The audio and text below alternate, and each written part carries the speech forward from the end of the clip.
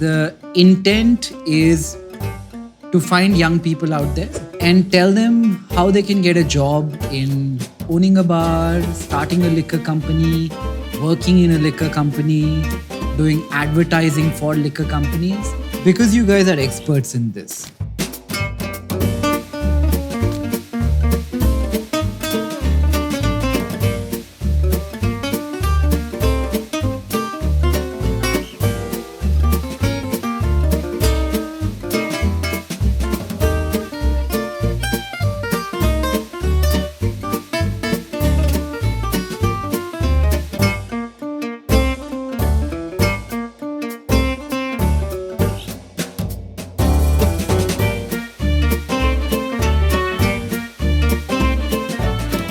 Okay, guys, ready?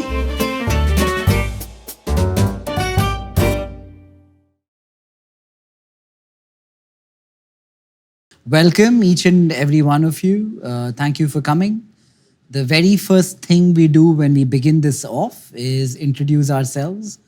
I know Abhishek very well already, but I haven't spent time with the other three of you. So maybe you start by giving us 5 minutes about yourself. Starting with you. Okay, we start? Yeah, go Minakshi. Amazing. So, okay, we start from the beginning. You're a bar owner, so you're already a very cool person. Yeah, I know that. Like I said, I will pull your leg. Feel free to. I'll do the same. Yeah. Trust me. We need some alcohol and then we'll start. No, so yeah, so I started my journey into this industry right from hotel management days. So I did my hotel management from IMFL, New Delhi. And from there on, in the second year of college, just like most of us, we needed pocket money for the pizza and beers. And so Where did you do college? IMFL, New Delhi. So, and finished my schooling in college from Delhi. And since then, I've been in Delhi. Okay, so you went to college then? Yeah, so I started bartending in the second year of college as a almost like a, there's something called ODCs, which are outdoor catering. Do you have pictures from back then? Yeah. Meghna, we should put that up. Okay, then? Okay, so that was my first experience behind the bar. I also think that was also a very big turning point for me. I was really lucky to have experienced really good a space of work. For the first time when you go, it was just a part-time job, and you were just doing it for fun, mostly for money. And when I went behind the bar, I started really enjoying it, and I felt like, I don't know if there's a word for this. I really felt like this is my calling, and I got... What element of bartending? Actual bartending. So I loved making drinks. I loved serving drinks. I loved the part of hosting and talking to new people. Was it the social element more, or was it the mixing? Absolutely. So bartending is a mix of many things. Of course, the technical art of it, of making drinks is primary.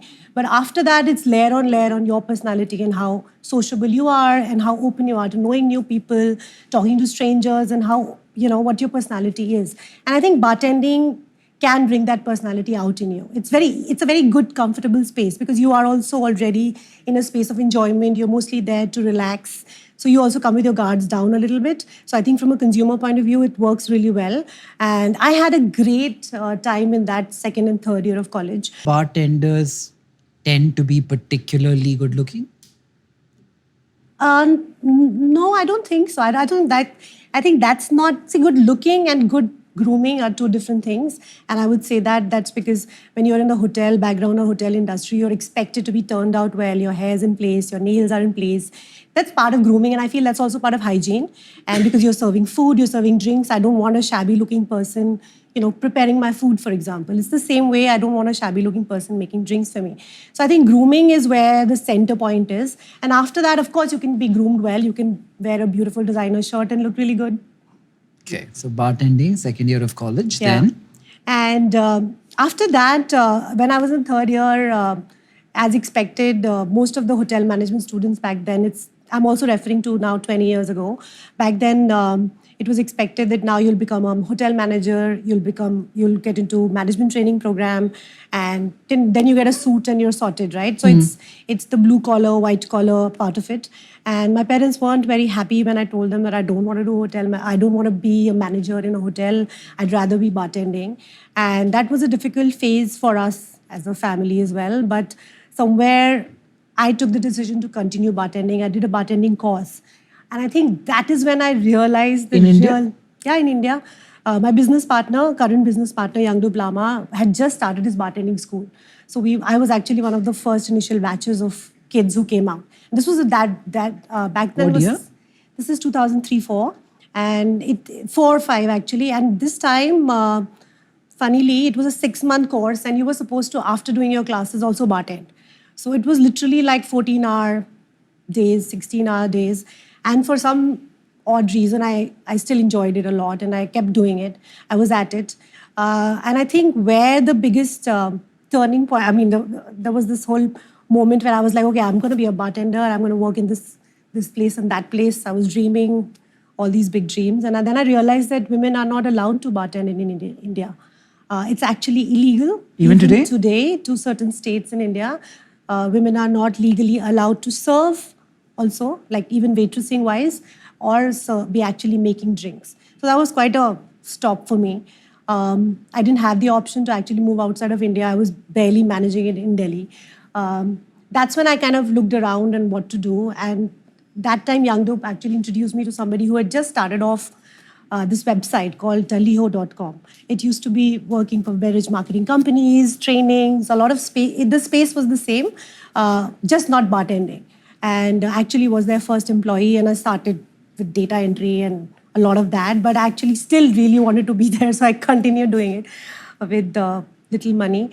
And so those years were a struggle, but I also think that I actually look back very, very fondly at that time, because those were I feel I was very lucky to find the space to still continue in the industry without actually have the option to do so. And then? While working in Telio, I got to travel a lot. I traveled all over India. They were doing projects with Bacardi, with Smirnoff. I was working extensively with these brands. These were the brands that were actually entering in. These are global brands, multinational global brands, and they were actually entering India for the first time. And so they needed bartender training programs, customer activation, a lot of below the line activation. So I was part of all these multiple projects. So I would actually take a flight every weekend to a different city. So it was a Delhi, Bombay, Bangalore, Hyderabad, Calcutta, Punjab, Jaipur, Raipur, multiple cities. I think that was like an intense, crazy 2 years of my time, and I loved every bit of it. Learned a lot, interacted a lot with a lot of people. I learned about what the corporate means, how businesses work, how all the other things work, right? How is the spirit made? I took courses to actually learn how a gin is made or how a vodka is made, things like that, and continue to actually grow in that space. And then I got my break in a company called Diageo, which is still actually globally #1 in the world. And I started working with a brand called Captain Morgan. Very short stint that time. It was a rum that launched. And so they launched in Bombay. So their office was here. And then head office was in Bombay. And then in Delhi they launched. So we kind of handled Captain Morgan. And then I moved to Pernod Ricard, which is another liquor giant. There I stayed for about 3.5 years. But during this whole time, in 2000, I have to tell you, in 2006, I made my first Excel sheet of having my own bar, and I still have that Excel sheet of all the costs in the world. And at that time, I called Amit Burman, the founder of Dabur. And at that time, he used to run a bar in Delhi called Forum. And I took 1 hour of his time asking him, how much does the glass cost? How much does the kitchen cost? How much do you pay your manager? I had no idea how to build this sheet, right? So I built it and very nicely actually gave all the details, heard me out. And then, the dream was alive. And Yangdup and I kept talking. He was a trainer, very well established, bartender, mixologist. He's an author. He's many, many things. And so we kept talking about doing something together, starting our own bar. And at that time, I think the dream was to have a bar for people like us. That was always the conversation. We were like, where are the bars where you go quietly, sit, chat, have a good drink? Why are all the bars so loud? Why do they expect us to dance right now or, dress up all the time? Where are the bars which when you go to London, you go to New York, you go to, West was that's our direction, that's how you get inspiration globally in this space of spirits and bars.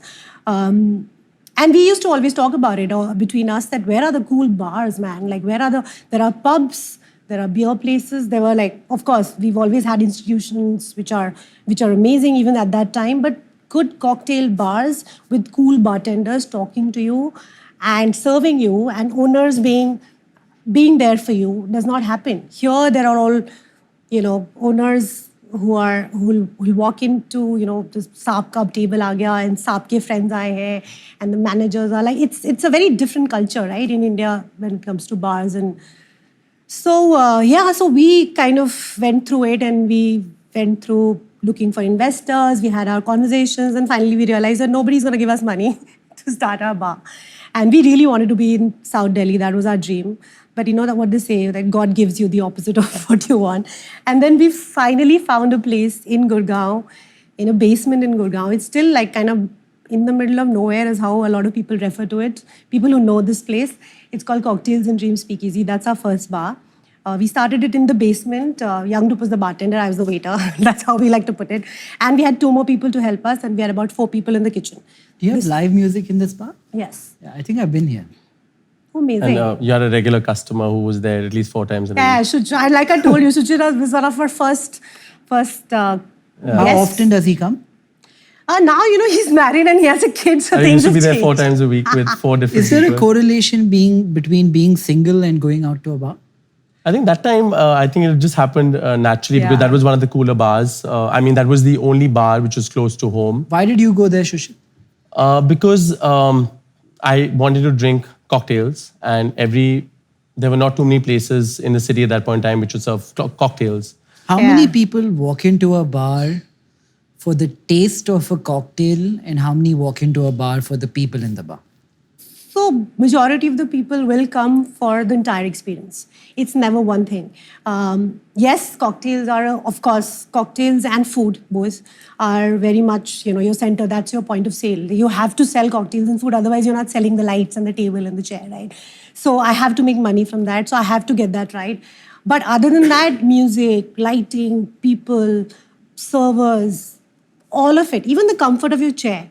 Like the number of times we have made our own furniture ourselves. Even now, today, we are making our own bar and we're still making the furniture ourselves. So it's part of who you are, right? It's the craft of it. And also so you can go to your bar and be like, okay, talk to the bartender and be like, okay, I do not like this. Make me something else, which was amazing. And not too many bars would be doing that back in the day. Yeah, Young Dup was all about that. He used to make drinks as per people. So I still know the drink that Shuchir used to have. And to date, he used to have this popcorn shot like a crazy person. So, and after a few, everyone in the bar would be having that shot. It's a no-brainer. Okay, so bars are a lot about comfort and knowing people. Many things. So if I can't just put my finger to it, but yes, of course, food, drinks, music, ambience. If you just make pillars, there are 4, 5 big pillars. Service, these are you have to have them sorted and then everything else hopefully aligns. So you started Cocktail and Dreams in 2012. Yeah. And then how did SideCar happen? SideCar is Asia's... World's, yeah. So we were part of World's list, we are part of Asia's list, we are number 1 in India for the last consecutive 3 years. Number 1 bar in India. India, which is so much more stressful than the international awards, I'm telling you. Really? Because it's pure, man. You know what I mean, right? Indians, voting for Indians and being number 1. It's actually not because every time there's a competition in the country, I know the top 3. Who are the top 3? It'll always be SideCar, No, number 1. Baba, stop it. That's not Yeah, true. but you know it. Who are number 2 and 3? There'll be one by Bose, I think, will happen. Sorry? Arijit's bars, Yeah, but but they had Spirit Forward is just, so among the top you might 3, have you been would to Spirit probably, Forward, yeah. Spirit Forward is so 200 bar meters industry is away. very small. We all know each other. But how much would be your revenue? Because SideCar is known for the best cocktails. So between cocktails and spirit, what would be the breakup? I'm sitting at a very good 85% cocktails and the 85%. rest is Fantastic. spirits, yeah. So I think moving on. So, when I heard about you first, Riaz called me one day and he's like, you have to invest in Goa Brewing Company. I'm connecting you to him. That's so sweet of Riaz. What is the story of Goa Brewing Company? And why are so many people vouching for you in a world riddled with many different Indian independent beer brands? I think vouching is all their kindness. I'm really grateful to everyone. But I think from a story, I grew up in Panjim, small town of Goa. Parents worked as government employees. Mother, father both went to work. So we were literally, had the whole town to ourselves. It was very navigatable as kids. Great life. Went to hotel school because couldn't get into any engineering college. I could go to some rural college of engineering, but that didn't seem exciting. I took a year off. You went to school in Goa? Yes. I went to school, everything in Goa until I graduated. Your dad was posted there?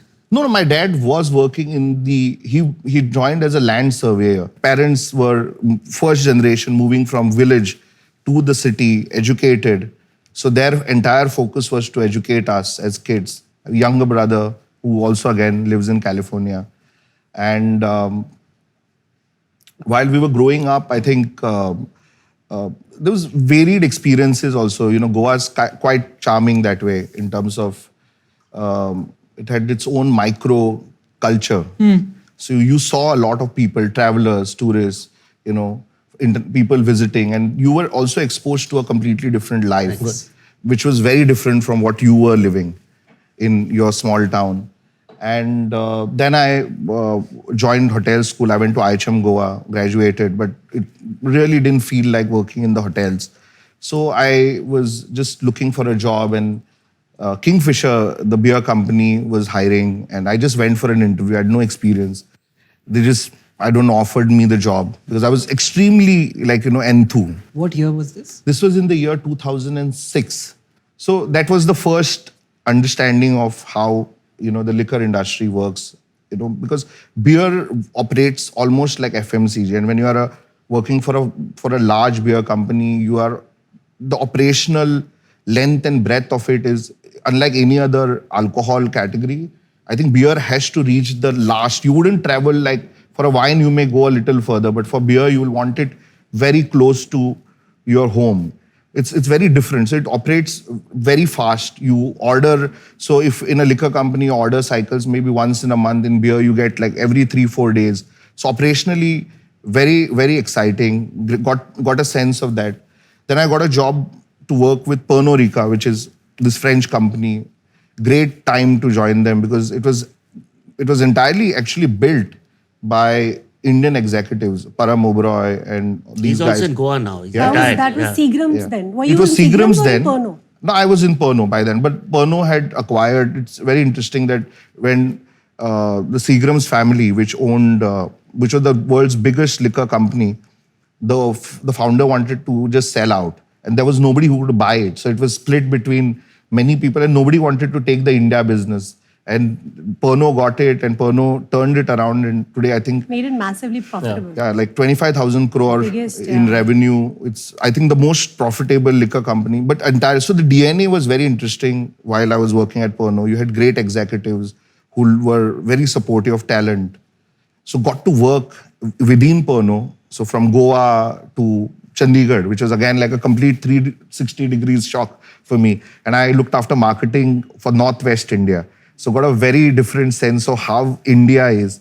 Then moved to the brand team where I was given one of the biggest brands to manage for a short time. I was looking after Royal Stag, which is, I think, I don't know if it's still the biggest, but it was quite big. So when did that campaign come, no artificial flavors? Was it by you? No, this was before me. Yeah, no artificial flavor. That really clicked. This whole grain whiskey story. But I was there, Royal Stag became the number one in the world. Yeah, it was number one. Highest, biggest in the volume IMFL grosser. category. So Biggest it's still volume number grosser in one, the right? world. yeah. I mean, I don't know today, also that category is very, Yeah. it's Number one is it in revenue and volume? not revenue, It's in volume. So volume. But there's a Royal Challenge and these guys are sort of neck and neck most No, of the Royal Challenge has come down. So now Royal Stag is there. Yeah. They say UB has 25% market share today. Is that approximately right? UB with Diageo, or you're talking about the United No, with Breweries, the Diageo. beer company? Diageo. With Yeah. Diageo. With Diageo. Yeah, it must be. think they will. Okay. 300 million case industry. So now, like the Diageo has given off the less expensive Yeah. brands to InBrew. Earlier, their market share would have been about close to about 35. Yeah. So now they'll be same about 20-25. Right. Interesting. They didn't want to get very deep into the smaller cities yeah. and stuff. They want to focus more on No, the no, premium. no. Those were the economy segments, which makes no profit. Yeah. So what was the opportunity you saw in Goa Brewing? What sets you apart from the rest? So while I was working, the only thing I used, whatever income that I got, was to travel. So I initially, with the small salaries, I could travel in Southeast Asia, just backpacked. And when I finally got to go to the US, I think this was somewhere around 2013-14, I was on a flight from London to New York, and like a United Airways, like the cheapest ticket right at the back, So, that's like, They just that's, landed. and you're happy about They it. landed. That's luxury. And I'm sitting there and I'm waiting for the trolley with with the drinks coming. And I'm just very observant of people. So I was just looking, and there were all these kids who looked very hipster. Hipsterism was in, and all the, what do you call the turtle shell frames. Yeah. And everybody was picking up this green can. And I was just super curious. And this is taking so long. It's a transatlantic flight. So 20-30 minutes down, and I'm just waiting, and then it reached me, and I said, "Do you know what that green can is?" And this woman just looked and she said, "Oh, that's the last one. It's your lucky day." And that was an IPA. And I never had an IPA. I'd worked in liquor for 10 years, maybe not 10 years. I must have worked in liquor for 7 years. IPA is Indian Pale Indian Ale. Pale Ale. And I cracked open the bottle can and I poured it. I had the first sip, the burst of hop aromas and like what authentic craft beer is. And I was just like shit, I mean, what are we making? Can you elaborate a bit? What is Indian Pale Ale? So it's a very interesting story. So Indian Pale Ale was made when the British couldn't ship fresh old beers to India because they would get spoiled on the journey. It was on the sea. By the ship. So some brewers in London decided to increase the alcohol percentage and also add a lot of hops. So hops are, they're antibacterial, but the yeast loves it. So from a microbiological standpoint, What are hops? Hops are it's a bud of a creeper. It's very botanical. It's a With botanical green in plant. So it's the colour, bitterness small buds. and the aroma of beer that is what essentially came makes a from bitter hops. beer. So Beer bitter. So the main problem was when you didn't have temperature control back in the medieval ages and you still brewed beer, you often found the beer turn sour. And then the brewers would just experiment with, like the French brewers would put something and then somehow someone realized that, okay, if you put a lot of hops, it controls the bacterial growth because you didn't have the sanitation of today and you didn't understand microbiology that well. So in fact, beer was given to, farm workers as a ration because it was healthier than water. Because beer goes through the whole process of getting heated and cooked and so when this beer started coming to India, it was made for India. And when Indian breweries got set up, I think the first ones in Solon and everywhere, this shipping was not needed anymore. So the style died. For almost 140, 150 years, nobody really even heard of India Pale Ale. Also, I think the Indian palate did not... It's not in India at all. Even in the West, it died. Because also it's way more bitter than So was the regular green beer. can you had on the airline an Indian company? No, or was it India Pale Ales were never made in India until maybe India Pale Ale is 2015-16. named for category, It's like a category. lager. Like how you have a stout, lager, you have India an Pale Ale. IPA. So if So most of the the Indian beer brands name would have an extension of an generated IPA. because it was being shipped to India. Shipped to That is India. The between British brewers Raj. called it IPA. And then in the the same 80s, way like fortified wines happen. Yeah. Same way, like they added Higher alcohol to proof keep it alive. also. It had a higher amount of alcohol in it. little. But So- still, if you look at the market, like IPA, like when you want to Very make a beer small. drinker try a new beer, they don't usually end up liking an IPA. They'll still go for a lager or a Yeah. Hefeweizen. because it's more bitter.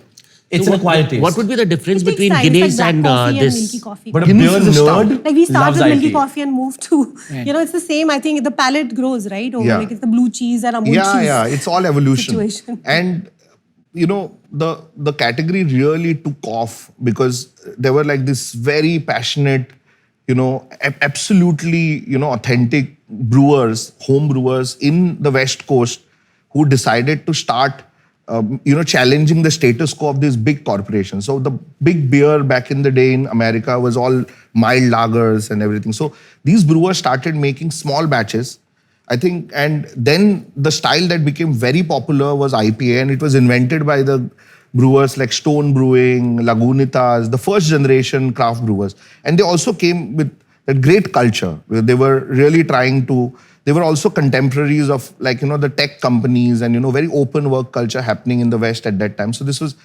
like on the beer direction. So that's how IPA became popular. So how did that relate with you starting Goa Brewing Company? So I had a plan to go and visit friends and travel in the US and see whatnot, What were you doing back then professionally?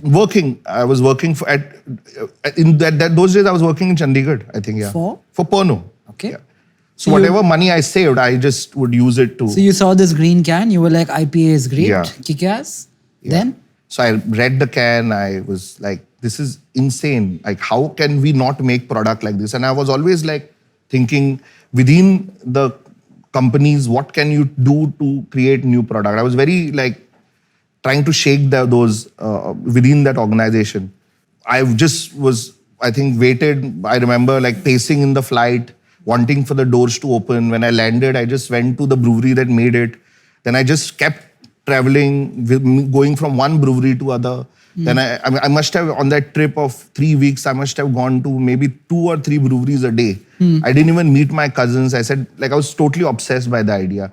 And it was everyone was very open, friendly. The whole culture part of it was very different from how Indian liquor companies were, very secretive. Yeah, There was secret what the formulas. movement was called copy left. Is you that have such a big copyright. thing in alcohol, the recipe? Not so much. So Western brewers just publish their recipes. We also are very happy to, tell people what style it is. We describe it very in detail. I think the legacy brands hold it tight. Yeah. It's the No, in Johnny Walker, Shivers, hard they have alcohol, their the secret, and they liquor again make the ingredient whole is thing very, very mystical. critical. Only the chief master blender, it's called as a black book. So we don't share with anyone. Only I have it and my blender would have. You are a legacy brand. So, Started. You know what I mean? Yeah. Okay. So if I go to a wine store, why do I pick Goa Brewing Company over another beer which is on the counter? The first basic differentiator is quality. It is phenomenally different from any commercial beer. Say, for example, I take a Kingfisher Strong, I take Yeah. a Goa Brewing beer. I mean, you could just taste it. You will immediately realize and how the beer affects you. Quality is a factor of what in beer? So we are, what we do, I can speak, because the word craft is also very broad and liberally used, but I personally take it with a lot of seriousness. And so we are absolutely natural or nothing business where we don't even use any kind of extract or even fruit which has processed by any industrial company. We would rather go straight and use as much as whole produce as possible. So we'll source our grains, we'll work very closely. So every part of your, the beer that you're drinking, if you read our label, all the ingredients you will be able to know. They're all which you would find in your kitchen. It's nothing which is industrial or something. So that's because we are not really aiming to produce, 1 lakh cases from one, you're not scaling, so the bigger breweries probably would, from one batch, they would produce 20,000 cases and we would probably produce maybe 600-700 cases from one batch. So we work on slightly trimmed down equipment. We've customized what scale is good enough where the quality doesn't get affected and work to make sure that you are, you're delivering a product that has a very good differentiation. At the same time, it also, has that value. We are Indians at the end of the day. If I'm going to pay 20 rupees more, I want to taste it. I want to feel it. If I have 5 bottles of People's Lager, people say that it doesn't bloat them. It's clean. The next day is fresh because it's clean in terms of what ingredients go in making it. And that's how much does it cost versus Kingfisher? So our beers would be so Kingfisher, let's say, is about 50 rupees for a 330 ml. Just to give you a markup, we will be Isn't at 90. it more than that? This is the Goa Just pricing. Goa prices. I'm Goa just is the with- cheapest in the country. So we would, and a Budweiser would be a 65, and so our That's it. Very cheap. yeah, that's for the Much as 330 water. ml, and we would be at 90, which would be a 20-25% upgrade over the premium category. And then we have beers in every category. And what margins does a beer company typically work on? So, with extremely high levels of efficiency, if you are producing mass macro lagers, you probably get into the range of between 55%. And because they also recycle a lot of bottles, come back, it's very efficient in terms of cost structure. And it can be stretched all the way to 60, but not consistently, because you also operate on commodity prices also coming. Malt prices go up, glass prices go up year on Taxes year. and all don't. Taxes is out of your cost Your gross framework. margin. Yeah, but Beyond. otherwise when See, you if the look taxes But go that up, the prices don't- also go up. Yeah, Yeah. that's what I'm saying. Taxes only affect this entire industry from state to state, which you realize the Yeah. revenue. Taxes go to the government. But I think what cleverly you have done is you have differentiated your product by pricing it higher. I think that is the main thing. But I think we are also a little bit like carpenters, to be honest. We make it at a certain cost. We have a simple, very clear idea that this is our margin structure. We're not going to touch it. We don't want it to be outpriced. We're not aiming for, we want to create great quality product. So the philosophy of Goa Brewing is simply, you want to create beer which is in the home refrigerator. We don't look at any other touch point. We don't sponsor. Not bars? Bars keep our product for the product quality, but we don't pay for entry into any bar. They don't have like to. Minakshi's bar, I feel they don't like have to, owner-run yeah. bars are great support system for us who appreciate quality. Right. How big is Goa Brewing Company now? In terms of Sales? I think last year we finished with 27 lakh bottles in the financial year. The money number for that? So in terms of gross sales, we would have crossed 20 crore in terms of sale. Yeah. And you've gotten funded also, no? By DSG, Sama. So we were one of the first investments that, so that was another long journey into figuring it out. So, Right. So competition is Bira mainly? Bira is actually a very different play, because Bira also gets majority of its volumes from the same category as Hayward's 5000 and Kingfisher Strong, where it's the base category, and certain states, they really get a lot of volume. I think we do not have any kind of a competition as such, because I think we fall in the category of brands which, consumers really, make that effort to even go one stop aage to get that product, and they will buy a case and they will make sure that, because that's the moat. Interesting. enjoy it. Huh? Enjoy it. Thank you. Do I say Shuchir or Suchir? Shuchir, yeah. Okay. So we already know about Shuchir that his youth was focused around going to cocktails. You said it before though, but Minakshi's bar 4 times a week with 4 different people. Yes. When did the I'm journey... the eyewitness. to a small part of it. Okay. Uh, So when did you get your act together and become a family man? The most family man is the a question different in the story. most traditional sense. Family Man happened about 5 years back. I actually met my wife at one of my own events. But I've always done events. So since I was in school, I was not the best student, but I was always involved in organizing stuff for school with friends. So I've always been an organizer. So it was a very natural transition for me to be in the industry of entertainment. Along the way, post-college, I started getting artists down to the country. I floated my first company when I was about 17, 18 years old, where I would get a company called spottedclub.com, where I would send photographers across bars in Delhi, Bombay, Bangalore. They would take pictures and upload it within 24 hours onto this website. But I would always create experiences, and I realized that the only way I could monetize this was via alcohol brands. So when I was 18 years old, I got this artist into the country called Edward Maya for the first time. And I was an 18-year-old, had no idea about sponsorships. I walked into the Bacardi's office. Randomly, I stayed in Gurgaon. I walked into Bacardi's office. I got a meeting through Was he really popular in Delhi? Subjective right now. Let's not. What do you call popular? You don't want to put him above this, right? Let's discuss that. No, he was massively connected, extremely social. But like I fun said, guy. that's my mode. I just knew how to get people together. Yeah. And I knew how to have the best parties. And but I did not have experience, right? So I was throwing these amazing parties. I was making money off it. But at a point of time, I had a downfall. Yeah. So I remember these events. How old are you now, Shuchir? I'm 35. Yeah.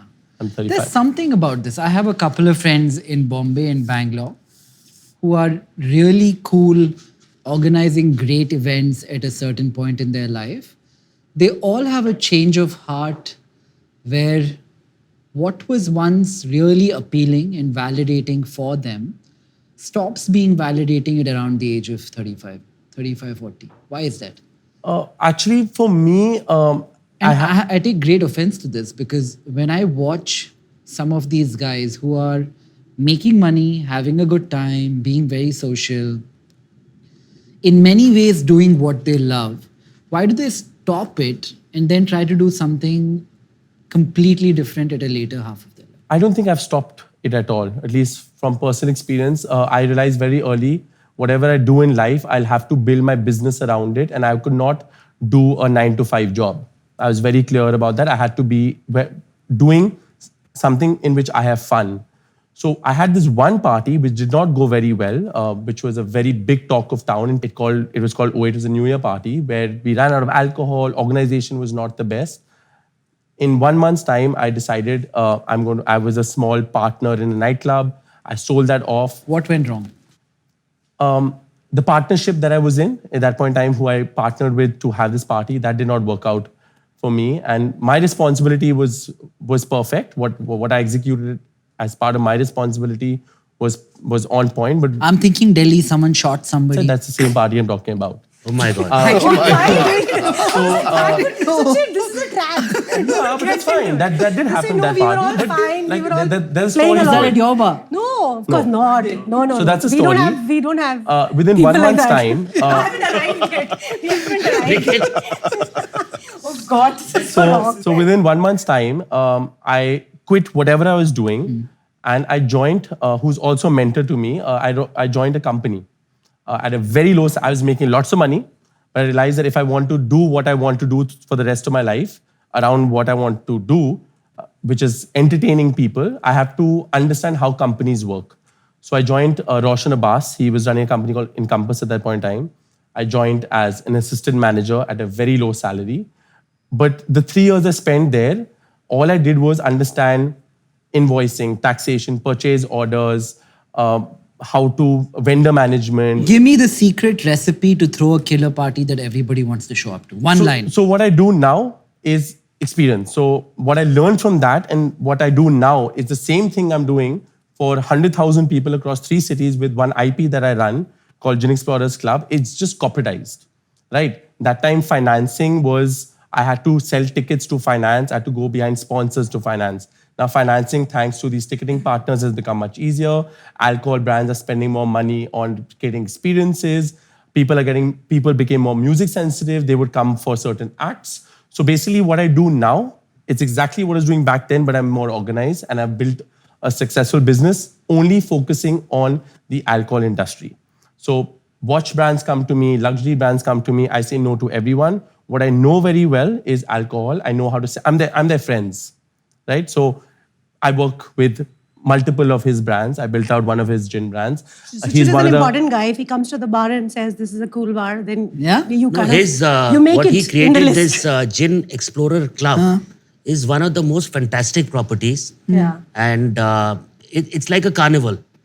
Music, food, the alcohol, and it's like to a different level. Like for our gin also, Jaisalmer, which is now the largest luxury gin, we had a launch in his GEC. And immediately it became popular. So what he has created is So at amazing. that time also, people were not okay, brands were not okay with partnering an event where other brands were involved. So we were fortunate enough to get all the gin brands together back then. The first GEC at Olive. At Olive. That was so beautiful. One of my favorite Actually, events. GEC started when at Anand's bar. So that's where the idea of GEC started, when there's a gin boom which was going on because cocktail. We were actually all from Anand the is same. the founder of Greater Greater Than. and Mapusha. I know. But that being said, now Gin Explorers Club will not only be Gin Explorers Club. We'll be dropping gin, and we'll be entering more categories under the same festival. Tequila is something which I'm very passionate about. Tequila, is it really blowing up like we think, or is it only in the affluent circles?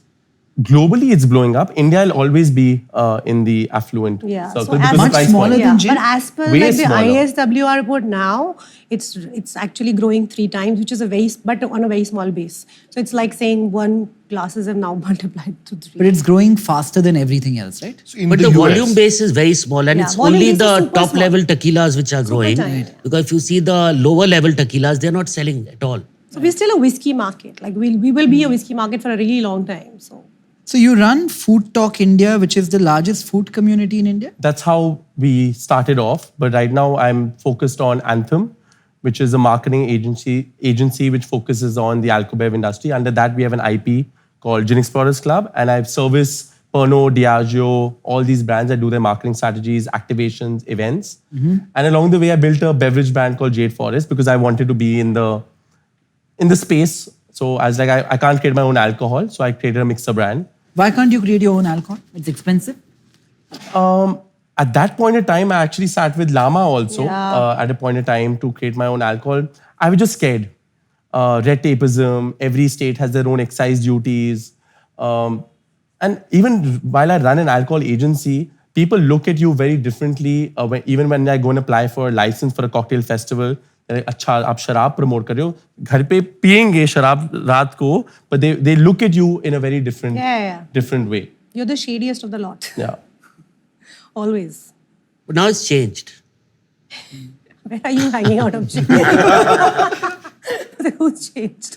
We're talking about a larger sense of the word, right? Yeah. It's still very taboo. I mean, India has always been taboo. It's still a dark market. What that means is that you can still not advertise alcohol. It's all surrogate. So we are under surrogate. That's and what I it's- realized, it's that below the that's line. what I want to So do because hence, it's a dark market, right? So biggest- I want the marketing So money. in fact, one of the biggest, Big money. amazingly genius move on his They can't part. spend anywhere else, right? Yeah, and amazingly. it's a We'll come genius to this move. as a topic because, see, at the end of this episode, we want to tell young people how to have a job in alcohol, how to build a business around alcohol, how to create cool alcohol brands, ancillary cocktail mixes, wherever the opportunity is. Last but not the least, Abhishek. I have to preface Abhishek's introduction. So we are a very small miniature partner to Abhishek in his business as an equity partner. It's a investment that has done very well for us. We've never spoken about it publicly, but we've spoken like privately many times about it. I think it's 1.6, 1.7%. Yeah. But Pre-IPO? it's- No. No. From the open market, it's, I think, close to 500 crores you're holding. I think 400 crores.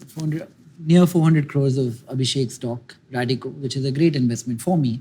So Nice. don't blame me for being a bit nicer too. Let's check his plate. Let's check his plate. Investment I think he got investor caviar. relation guys. That's how this is working. It's like, you're vegetarian, you have caviar. I can't see the caviar.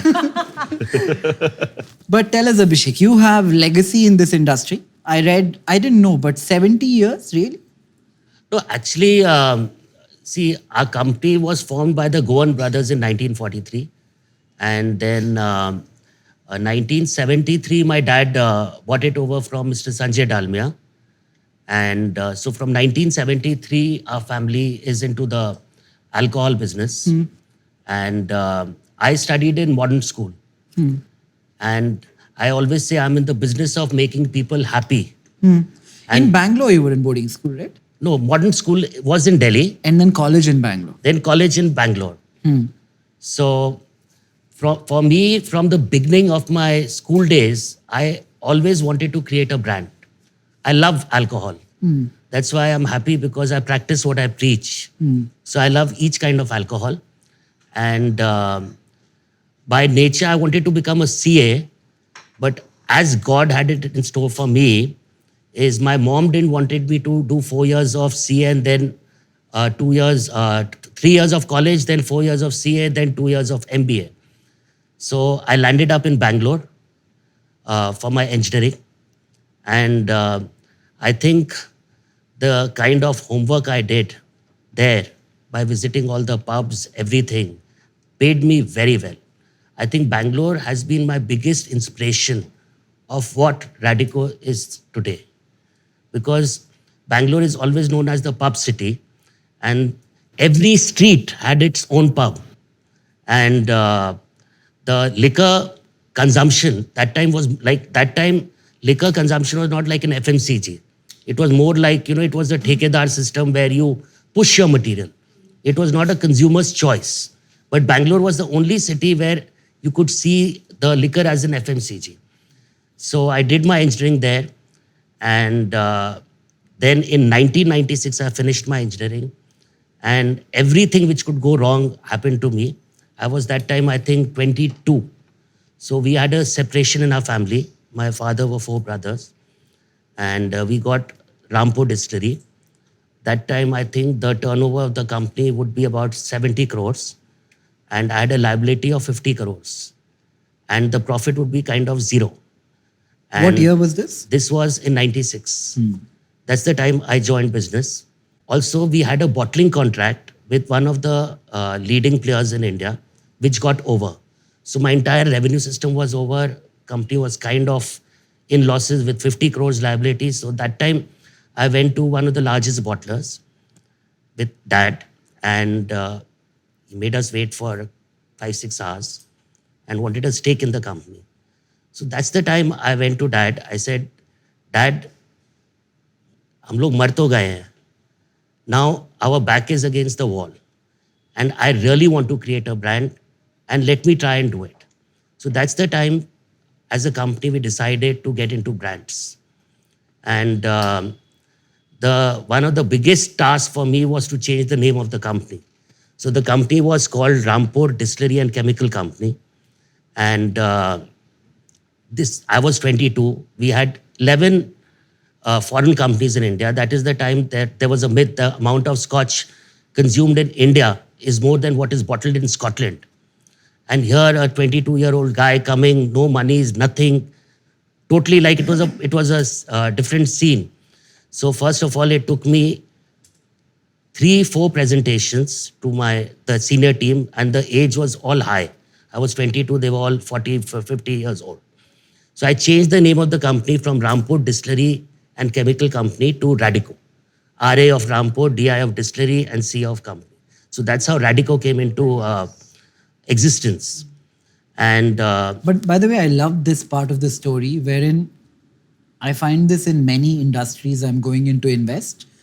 We have this Western baggage in India where innately Indians believe that if the product is foreign, it's better. Like I was telling you earlier, we still sell Indian clothing, which is probably better quality with foreign models on the face of it.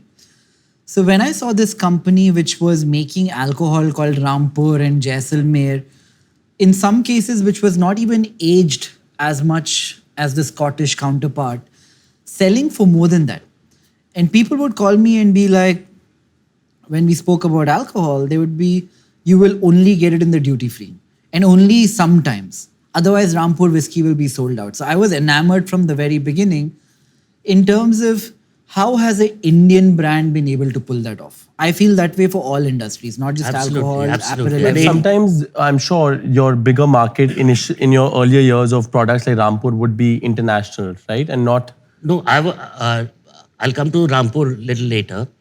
But so that's the time, like what we did is because monies were limited. So, and you had to be pan-India. Else your marketing bucks would go waste. So I hired a team of 100 people. The average age of my team would be 24. But what I thought, if I get experienced guys, they'll ask me a lot of salaries. Second, they would not agree to what I am saying. So my average age was very less. So my payout was less. Then literally I went to 10 people begging them that please bottle for me. But I could not put up capex. So it's outsourcing, co-packing what you're saying. So I said, I'm 22, I'm 22 and a half. I want to create a brand, blah, blah, blah. I'm not going to run away. So please bottle. So I got 10 people to bottle for me. And then in 98, 8th August 98, we launched our first brand, 8 p.m. whiskey. And luckily, like, I don't know, the ad was very famous. It was the best, one of the best ad of the century. The India-Pakistan ad, this thing, it was nominated as one of the best ads. What was the ad? Remind me. It was a border ad. It was two generals. And then at the clock strike, the cannon goes up, the clock strikes, and then they pass the whiskey. It's called as Time for Friends. It's a very popular ad. Nice. So that's how we started. Then from 98 to 2006, we mapped out that which are the low-lying sectors, the economy segment or the popular segment, the mass market. And we became from 0 to 10 million cases. What is that in money terms? 10 million cases, kitna ho gaya? That would be what, a turnover of about 600, 700, 800 crores. 800. So that is what we did. And that was fascinating. Then the most important, which was the turnaround in our this thing, is I was in Vegas. And for me, all the good ideas either come after 8 p.m. or at bars. Because I think that is my biggest learning. So that's where I can see the consumers what they want. Yeah. You interact at either at the bars or at the shop. Have you guys been to his home in Delhi? Not his home. Invited us. I've got You have to 7 call bars. us for that. I've got 7 He bars. lives You'll like love to come. He lives like Batman. What? So I went, we had an idea of starting a tequila brand with a certain famous person. I took a bunch of friends to his house recently for dinner. Outside of all the alcohol that might have been in his house, so I went in the hotel taxi, right?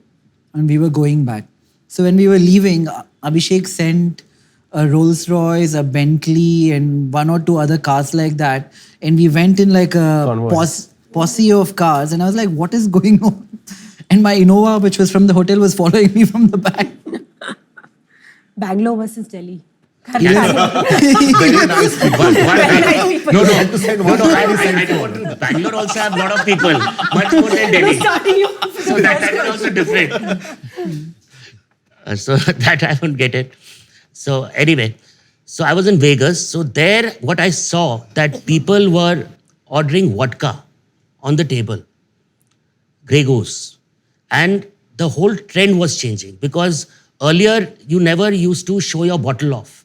So, you know, the bottle has to be a piece of art, what I realized. And the concept came that, you know, there was an ice bucket, the bottle was there, and people were proud to put the bottle on the table.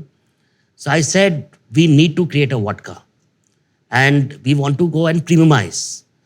So that's the time I came back. I wanted a decorated bottle, but we didn't have money to get the machine. So I think no one knows this. So I met up with Kabadiwalas. So the first bottle of Magic which was produced was dipped in acid with a paper label, and it looked like a frosted bottle and everything. So Magic was born in 2006. Then it kept on innovating. And today we are proud because I always believe that 25% of the global market is vodka. In India at that time, it was only 2%. Now it's changed to 4%. The vodka consumers are basically the younger generation, that is youngsters and women, which if we see our demographics, year on year, every year, like 15 million people are going to come into the drinking age. So I thought that is the right thing to do. So that's how Magic came. And today we are proud that Magic is the 7th largest vodka in the world. And in India, out of all the vodkas, starting from a regular to a Grey Goose or a Kaufman, 60% of any vodka sold is Magic. Fantastic. So that has been one of the turning points for us. And then what happened is we had Morpheus, which is the largest premium brandy. So even if you see the packaging, what I believe, if the packaging, what someone was saying, like packaging is the first thing which attracts to a consumer. Second is the most important, the blend has to be good. And when you actually make a brand is when people are proud to have that sitting together. They're not shy away. Even if they like the product, they like to display it. Then in 2014 is UK and India always have this tussle that Indian whiskey cannot be called as a whiskey because it's not aged. And that's the time, if you see all the new age malts, whether Yamazaki, etc., were gaining ground. Earlier, like Yamazaki never used to get sold. Today, if you go to buy a 15 or a 18, 21-year-old Yamazaki, you won't get it in the market. Each bottle is more than ₹1,00,000. For a 25 would be, I think, about 2.5, 3 lakh rupees. And then They they are on also remove the allocation. label. No, They they're on remove- allocation. So Yeah, it's an they allocation. called me and they said, please buy Yeah. us a bottle. The Buy a Yamazaki bottle. 18. Yeah, buy a bottle, but And this also is the then- price In of my fact, buy I was in often. hedonism. No, A because we are bottle of checking Yamazaki 55, guess how much was it retailing for? No idea. Any guess? 50 lakhs. Must be. 6.5 crores. Wow. And people actually buy. Yeah, absolutely. Yeah, collectors. It's crazy, I'm telling you. I read this Chinese. It's article. like art, yeah. Yeah. It's like art. So The Chinese There's are... no price to it. But art, you don't drink. No, but nowadays, if you see wine and it is- malt, it is it part of- appreciates. It It's appreciates a yeah, lot. and people are reselling. Like There's a Rampur, I'll tell you, reselling so situation. People invest into happening. barrels. You actually get Yeah. invited to these closed rooms, Zoom auctions. sessions. In where our company you can also, they've actually sell invested your in bottles. barrels, like a few of Trade. these auction houses, I think. Yeah, Yeah, There are multiple collectors. auction houses. So that's the time we created in 2016 our Rampur single malt. And today we have 7 expressions. The cheapest is $100 a bottle. And in fact, lately we had 400 bottles of Chairman Reserve. The first bottle was in London. It was sold for 1 lakh, which got re-auctioned for 2 lakhs. So we had saved some bottles, which is now in Hyderabad duty free and retailing at 5 lakhs a bottle. And it's sold out? Yeah, there's now I think only 2 left. So- 400 bottles. Yeah. So that's 20 crores of sales. No. I started with 1. Right. But in the end, there were 3-4 bottles left, which we sold, which is now detailing at 5 lakhs. There's a good insight on the market. Like when we are pricing products across category, we're like, if 400 Indians are willing to pay 5 lakh rupees a bottle, they can pay 20,000 for a shirt, Absolutely. shoes, Absolutely. Indian made watches. As far as we can push this needle of Indian craftsmanship and the ability of the Indian artisan in every department, I feel like, like enough of white stuff here. Why not our stuff sell there? Culturally, we are more See, creative, it's if happening. anything. We are You know, right in the you know middle. what, Happening. Nikhil, Yeah. what I'm saying, with especially our Prime Minister, Yeah. the Indians, the kind of respect, the kind of aura Indians have, earlier they used to doubt the quality of Indian product. But today, India commands one of the biggest premiums. That is why like our single malt is on allocation. And we also launched, like taking from your gin, it can be always debated whether gin was invented in England or Holland. But gin and tonic was the invention of India. Really? In 1910, you'll be surprised, when there was a malaria outbreak, so the Britishers, what they did, they had to have this quinine. So they mixed quinine with lime water and And then sugar. they added gin in the end. And soda. then they, Might as well. soda. Then they added gin. So gin and tonic is the creation of India. That's why every tonic water is Indian tonic water. And how big is Radico now? See, Radico now is like our turnover last year was about 4,200 crores. And market cap is close to about 23,000 crores. I read in the news somewhere that Abhishek had become a billionaire on Forbes. How did that feel? What changed? See, being a billionaire, etc., is all numbers, it's all market. But in the end, what is more important, that the Indian products going abroad create that name, like our gin, Jaisalmer, Rampur, because numbers will keep changing. So that does not give me a kick. Once the products become global and respected, I think that's the main kick about Yeah, that. then the value change. Okay, so now that the introductions are over, we'll get into the meat of what we were here to discuss. The intent is to find young people out there, wannabe entrepreneurs, and tell them how they can get a job in owning a bar, starting a liquor company, working in a liquor company, doing advertising for liquor companies. This seems to be such a large ecosystem with so many opportunities, but nobody, I looked up online, I searched a lot. no one has articulated the A to Z journey when somebody gets interested and starts working, earning a buck from this industry in a very tangible, comprehensible manner. So we'll try and attempt to do that. So before we talk about opportunities in this industry, maybe a good place to start is by establishing how big the industry is, which part of it is growing faster than other parts, and then try to narrow in on what somebody looking to begin here should do. Would you say the hard liquor market in India is about $40 billion? No, much more. You think? Hard liquor. Hard liquor. 40 million. Billion. 40 billion. 50 yeah. billion is Yeah. total market Yeah. size. And beer is about 12 billion? Yeah. Maybe about 12, Yeah. 13. Something like that? So the interesting thing is, in India is the only country in the tropical zone where you do roughly around 350 million cases of hard liquor, considering you also regular spirits also, and about the same quantity of beer. But if you compare it to Vietnam, which is on the same heat, temperature, distance, Vietnam does 300 million cases of beer, but only 30 million cases of hard liquor. Why So do we you are think that is? extremely over-indexed on hard liquor. Why?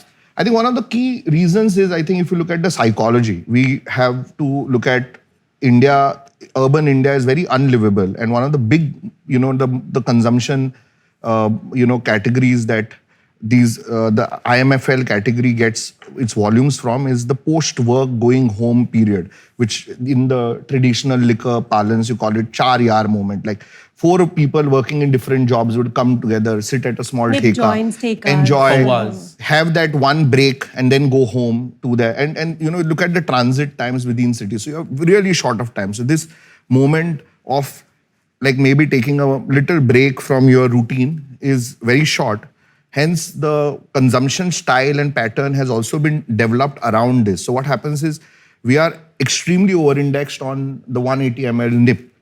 So What is NIM? So in terms of pack sizes, I think 80% of the It is sale- like in one is regular- a full bottle which is 750 750 ml, and then you have there's the pint, smallest one. 375 and 180 ml is a nip. So Which they call it pawa.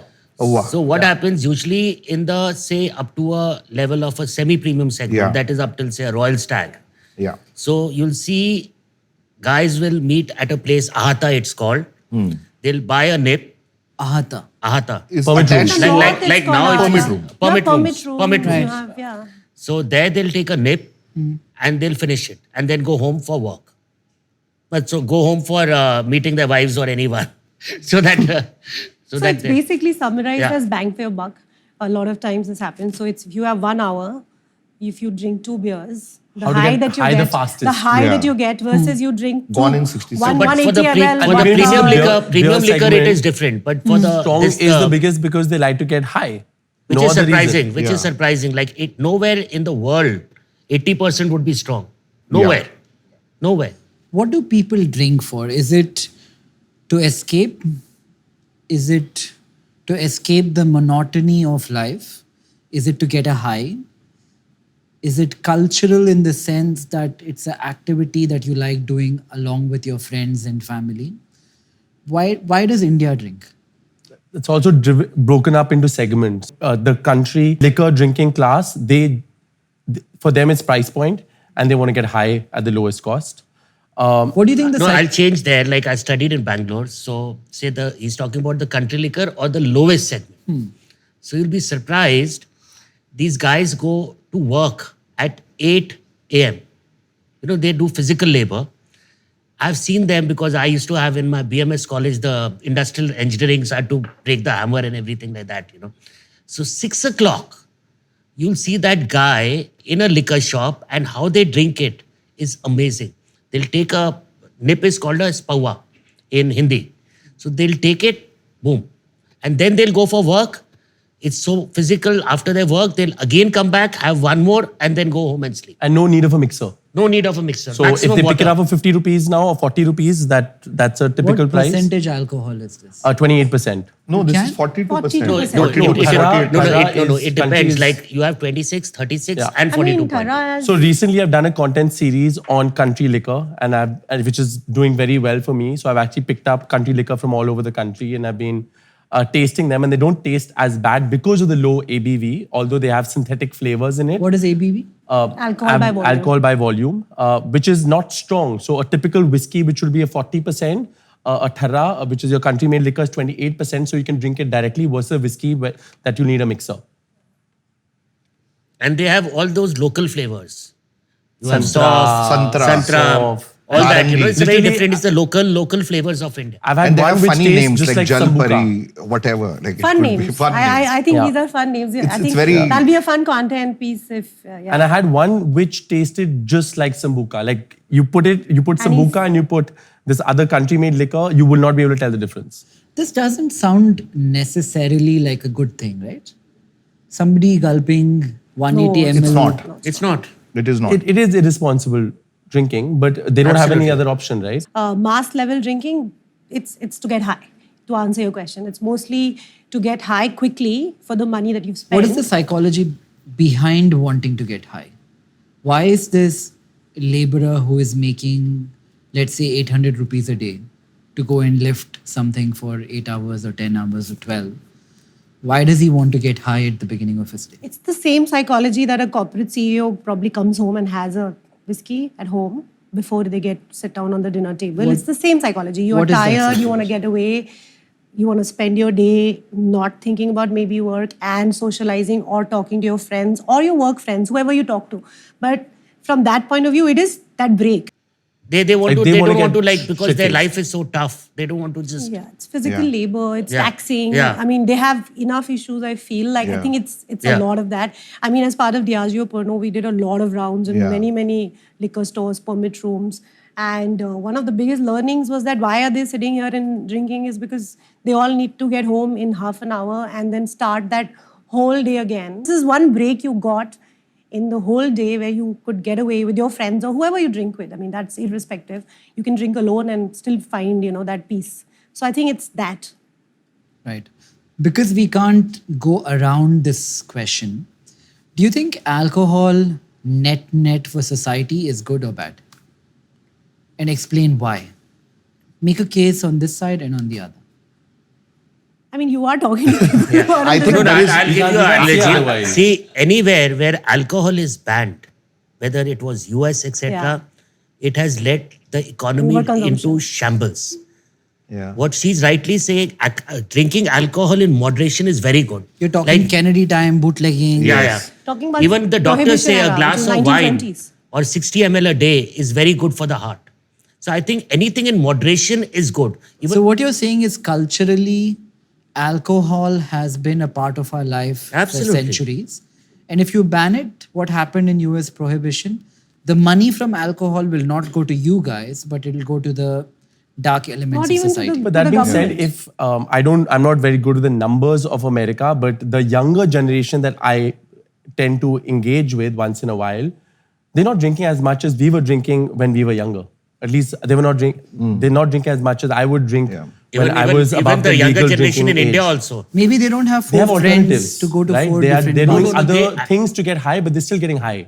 But they're caring about calories. They're caring about hangovers. Absolutely right. Compared to what we didn't have those alternatives. Interesting point. Do you guys individually believe that you become a different person, a slightly different version of Absolutely. yourself? Absolutely. Yeah. Much better. How do person. you change? It's a chemical reaction in your body. I mean, this is finally, it's not just a product in the air, right? I'm not consuming fashion through my eyes. I'm actually consuming it in my body. So it is actually changing. There's a molecular change that you go through when you have alcohol. So how does Minakshi change? I mean, I get more, I love to dance and I love great music. I like to put, I mean, some of us have seen us very drunk, but we've had some great nights. And you also at any point in time, whenever you are drinking, your guards are down, like I said, right? So you are more open to knowing people and talking to people when you are, say, having a drink versus not having a drink. I think I become funnier.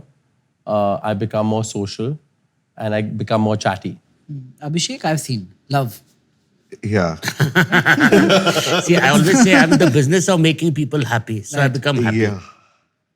Same, I think, largely to a great extent, but more of also, sometimes you also want to consume something on your own personal space as well. Like just in the unwind moment. That's also something which is very interesting. Yeah. But very specific then, Okay, so we established that the hard liquor market is 40 billion, beer is 12 billion.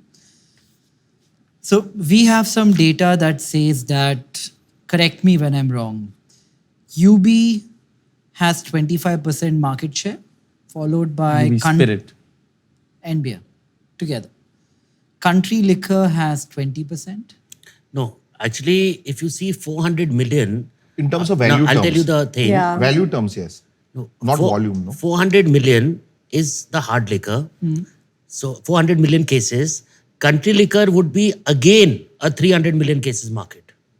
But maybe not In numbers, 51% Revenue-wise. is Revenue would is be- country So value liquor. would be very less. revenue. Revenue would 51%. Won't it be country liquor? No, much less. no, 20% much less. your state data is correct. Much less. Because the The value is very the value less. is low. Yeah. okay, In volume, maybe. followed by Diageo at 17, Anheuser-Busch, Pernod Ricard, Radico Khaitan 3%. No. We of the market size, we're about 10%. Right.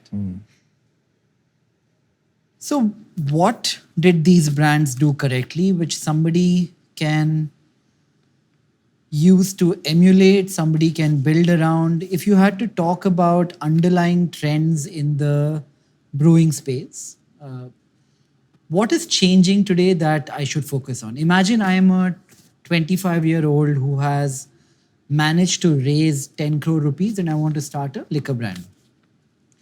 Should I do tequila? Should I try and figure out what UB is doing correctly? I had an interesting conversation with an ex-executive at UB who said that off late they've been trying to push Heineken instead of KF. And it's Absolutely. a strategy that has not worked Yes. and they're falling back on selling KF again. Exactly. Something on those lines. Yeah. Silver. Heineken Silver was their moat. Right. Same thing which happened, like if you see the cola wars, which happened with Thumbs Up and Coke. Yeah. So what do? I have 10 crore rupees that I have raised. A venture capital fund has given me the money. I want to start a liquor brand. What should I start? So I deal with these young people on a daily basis who want to start a liquor brand.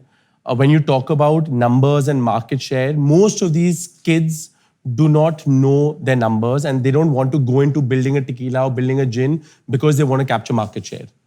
They want to create a product. The first thing that they want to create is they want to create a differentiated product, which is the first thing that they come up with, saying that, oh, my gin has hemp seeds in it, that's why I'm different. Or my tequila has this certain type of agave that I'm importing in, that's why I'm different. They don't go in with the mentality saying that, oh, I want to capture 50% market share of the gin category in the country. Number one. Number two, they feel that the Indian brands or the international brands which are there, they can do a better job in packaging, positioning, marketing compared to these bigger players. Thirdly, they feel it's become much easier compared to what it was before, that, okay, I know a friend who knows a co-packer. All I have to go and do is create a recipe. I don't want to be a manufacturer. I want to be a brand owner and I want to be a distributor versus going into the entire CapEx model.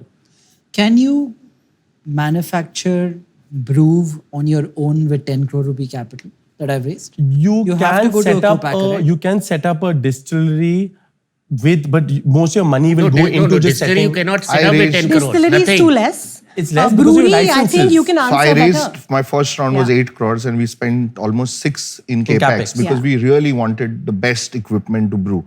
But that was the whole journey that came to the point that, we'd done everything that we could and then you only needed the money. So with 6 crore rupees in equipment, you can start an independent beer company in India? But the journey to the 6 crore is not the money is the least important thing in this whole matrix. I think one of the most important things is what you are trying to do has to fully resonate with you. Like how Minakshi's been running her bar for day in, day out for years, and you keep getting better at what you do by being at it. What if I don't know what resonates with me? I want to find, from the lens of capitalism, the low-hanging fruit of today. So one of the I'm okay with going to a co-packer. I Yeah. don't have to manufacture. I don't have to spend money on that.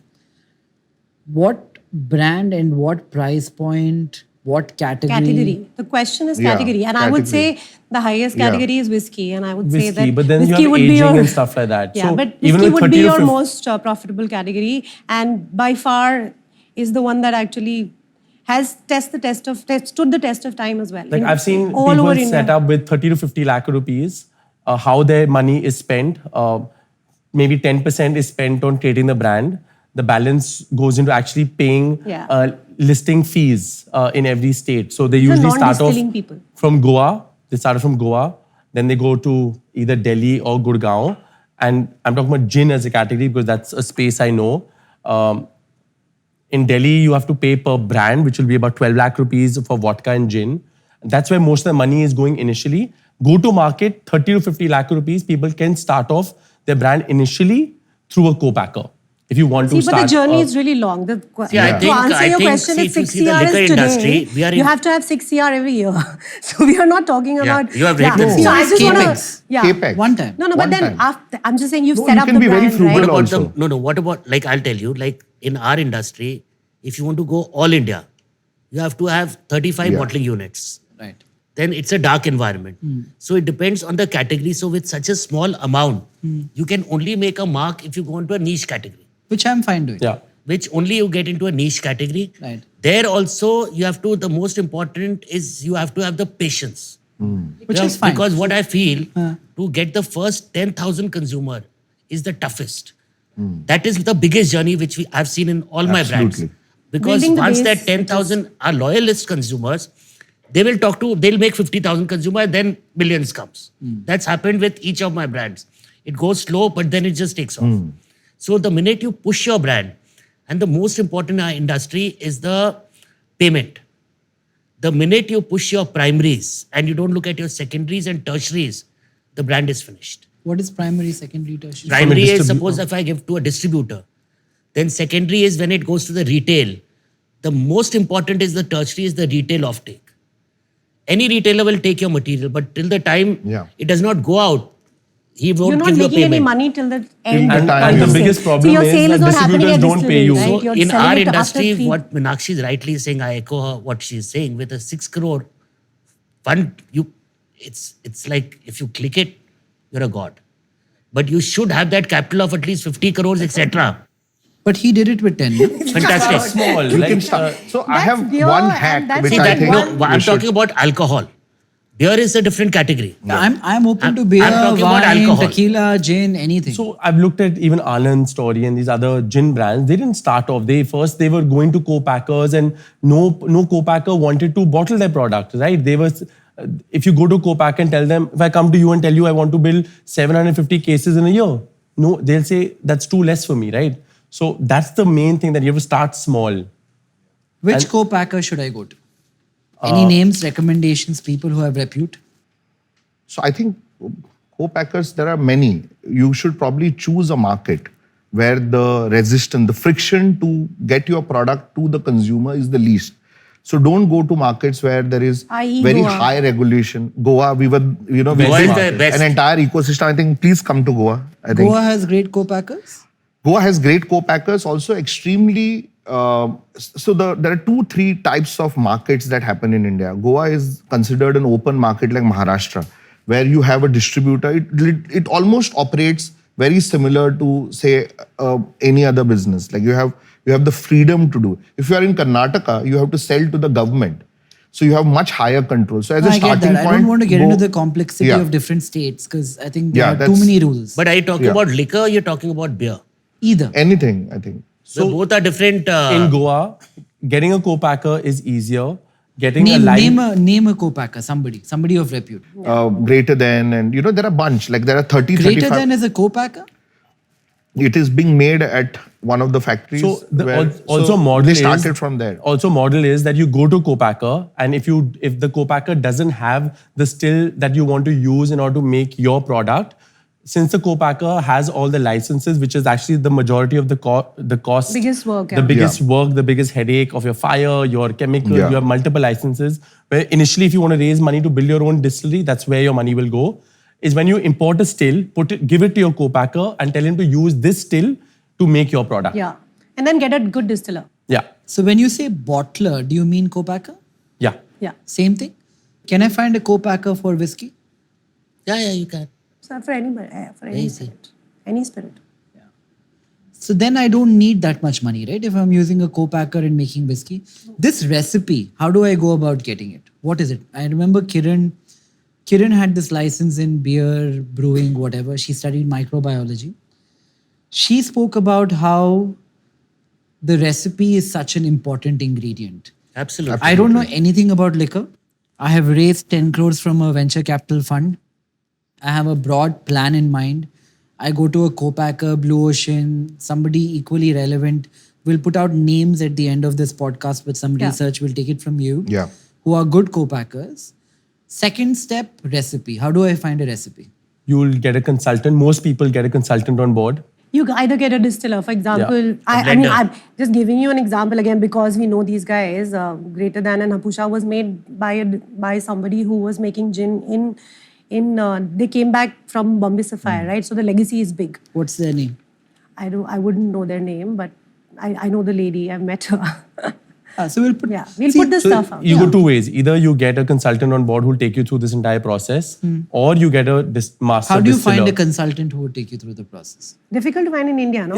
It's not difficult to find a consultant. Consultants you'll get, but the consultant will also help you get a master distiller from... Again, another example, Tertiary, they went to Proof & Co. Proof & Co is a globally international, well-known company that consults brands to create brands. Also, Stranger & Son uses Proof & Co. Yeah, so Proof & Co. Tertiary had used it, and when they came to India, they were already existing as a bottling unit mostly out of Manesar, right? And then they actually created Tertiary Gin with Proof & Co. proper guidance through like the entire recipe, creating the entire story, everything was out there. So How do I meet these people? How do I have this dialogue? See, we want a particular outcome. At the end of this conversation, we want a roadmap wherein so many young people, at least like a couple of them, raise 10 crores, build liquor companies, hopefully one day become as successful as Radico. And Indian alcohol finds its place in the global ecosystem because young people coming in will experiment, do Absolutely. different things. It will improve the alcohol of the quality of alcohol. Best way, like even when I was building my non-alcoholic beverage brand, you have to pick up the phone, call up people from the industry. also attend But shows. where? There are Get many trade references. shows. Like I what? would say like there's Berlin London Bar Cocktail Week, Convention. there's Berlin Bar Convention. In India, there's Brews and Spirits that happens in Bangalore. Multiple places have now. This is the thing, right? India has very few trade-only conventions when it comes to liquor. Like Ahar is a huge thing, but mostly focused on FMCG. food and FMCG food, right? But alcohol has very few of these. Where you actually meet people who are creating stuff. Like the bottler is standing there trying to sell and say that come to me and make the brand with me. I will give you the best price. So you have to put yourself out there, definitely travel. There are many, many trade shows that happen and we can give you again names for that. Yeah. And of course, the biggest of the shows are the BCBs and the London Cocktail Weeks of the world, which bring a lot of people together. And you will have distillers, bottlers, creators, blenders, and investors in one room. But that If again you is have not the- India-centric. I think India-centric is only... India is very few, I think. Yeah. I mean, I don't know how many No, you guys part I of. think, see, let's break it into 2-3 parts. Number one, to create an alcohol brand, what does it take? It takes a great blend, which is the most important. It takes packaging, innovation, and thirdly, the space you want to be. So any guy who's starting has to be passionate.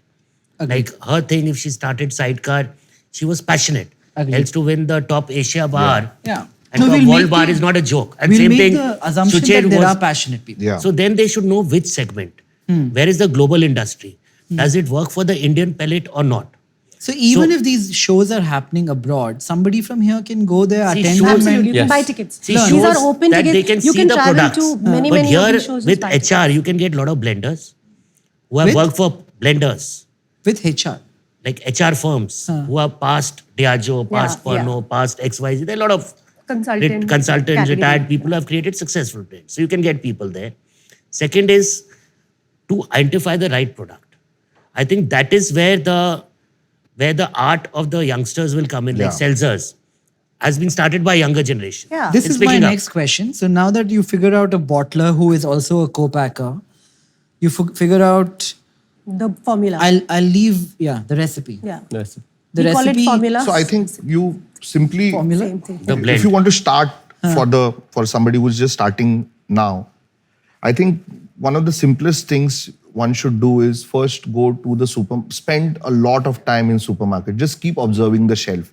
Do nothing. The trend. Just let people come shop at the supermarket, Yes. see what's moving on the counter, observe, talk to consumers. Just be in that zone. Very old school. Go yeah, you have to do the that. bar, You sit have to at do the that. bar, I keep do seeing that. what's I happening. mean, I do Give that. it time. We all have. Then you will come with the inspiration, which is you know that it is differentiated. It's not coming from some knowledge of somebody else. Western knowledge never works in India. We, like every pin code in India, I say we have a culture code. It changes. It's phenomenally bizarre. So you have to be very sure about what you are inspired by, and you have understood a sense of the market by being there, looking and feeling it yourself. That's the first step. Then you are inspired, then all the other things. So if you are a brewer, it's, it's the most collaborative, open. We have so many home brewers who come there to are us. brewing conventions that happen Yeah, as well. anyone who wants to So make new beer, people can join these conventions. we have an East library. Yeah. We always offer East trains to people. We give small malt batches to people who want to go and try. You don't need more than 5,000 rupees to create a small home brewing kit at home. Experiment, be on the kitchen sink, give it that time. Once you know the product, whatever you are trying to make, there's so much learning available online also. Then you know which consultant to go to, or then when you go to these fairs, you are a lot more better prepared. So I think do that homework. This industry requires you to put your head down and work hard. It's a slow moving industry. It's the nature of the business where you have to put that time to figure out the product first. Don't keep it for later, because that's something that you will put all your energy behind. So, because you guys are experts in this, where do you think, I'll come to each one of you individually, where is the opportunity today? I'll ask you in terms of, Suraj can tell me this kind of beer made with this kind of ingredient at X price point with maybe Y story. Maybe you can tell me tequila made from whatever agave, extra añejo being sold at 5,000 rupees, how to make that happen. You can tell me based on what you're seeing in your bar as something where the demand is growing exponentially. And Abhishek can tell me who can build a competitive product to what is selling best at Radico in the least tumultuous way as possible. But is the goal of this question to become $1 billion business, or is it to build something that you're passionate about? Something that's profitable in nature. Yeah. Okay. It doesn't have to have the scale of $1 billion. Anyways. Okay, got it. So we start with, take a second to think about it. Who'd like to go first? Idea. Price point, product, category.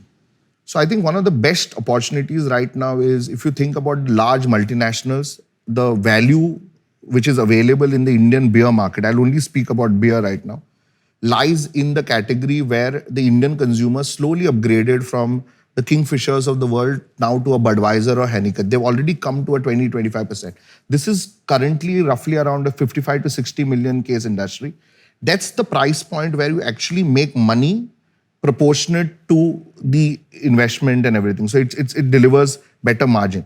If you now can take this consumers who's already here, so the consumer psychology is that consumer wants something better. Take it to a destination product. There may be multiple destinations. So you can upgrade a consumer who's seeking quality is always a great starting point.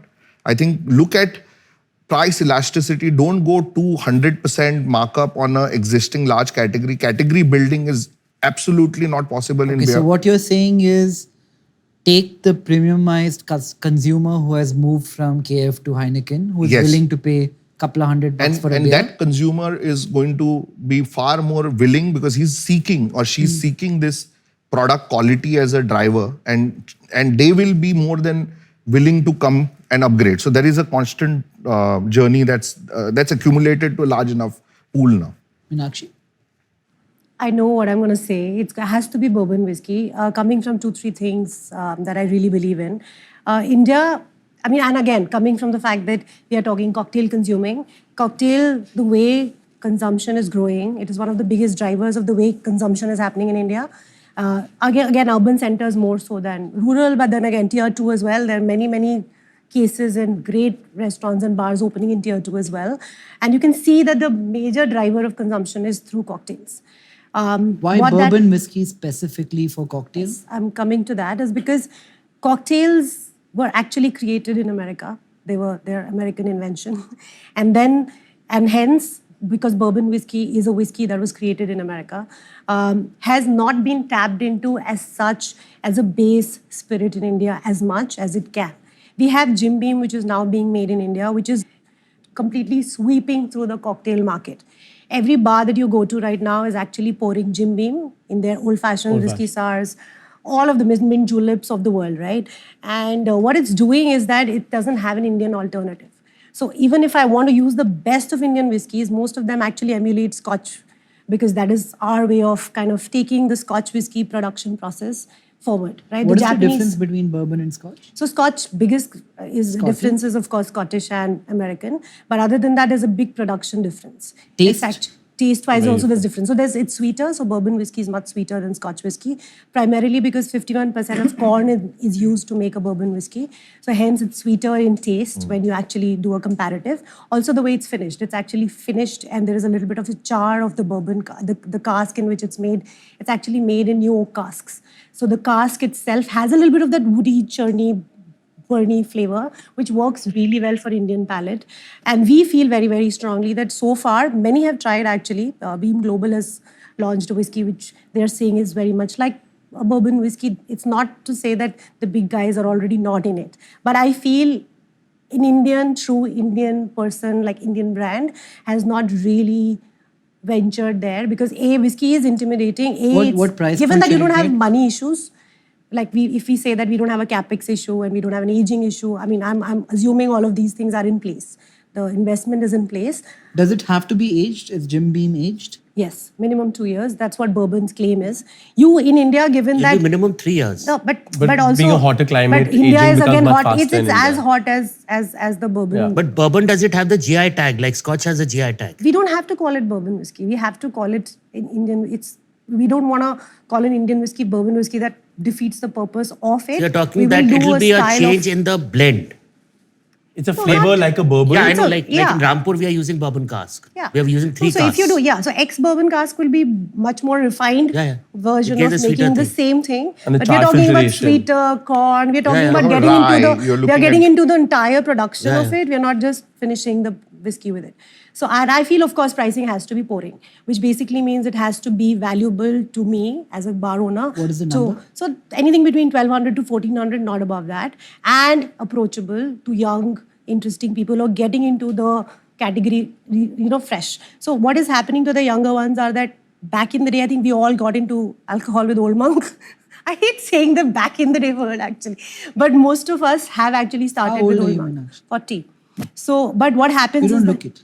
Oh, thank you. My skin, Delhi skin. So Delhi skin. I'll Actually, do Delhi, you Bangalore. both are glowing as well. What's going That's on the in lights. Delhi? We will tell you later. Coming back to the price point, yeah. So anything call for between 12 coffee? and 1,400 and entry level. Yeah. So I would fully say there has to be entry level. A lot of the younger, immediate after LDA, legal drinking age, actually gets into this category. So they're either drinking gin, which is at a greater than price / Bacardi price. I mean, in that, I'm trying to think about a rum, which is in that category. So, Makazai, I mean, the pouring category that we're talking about.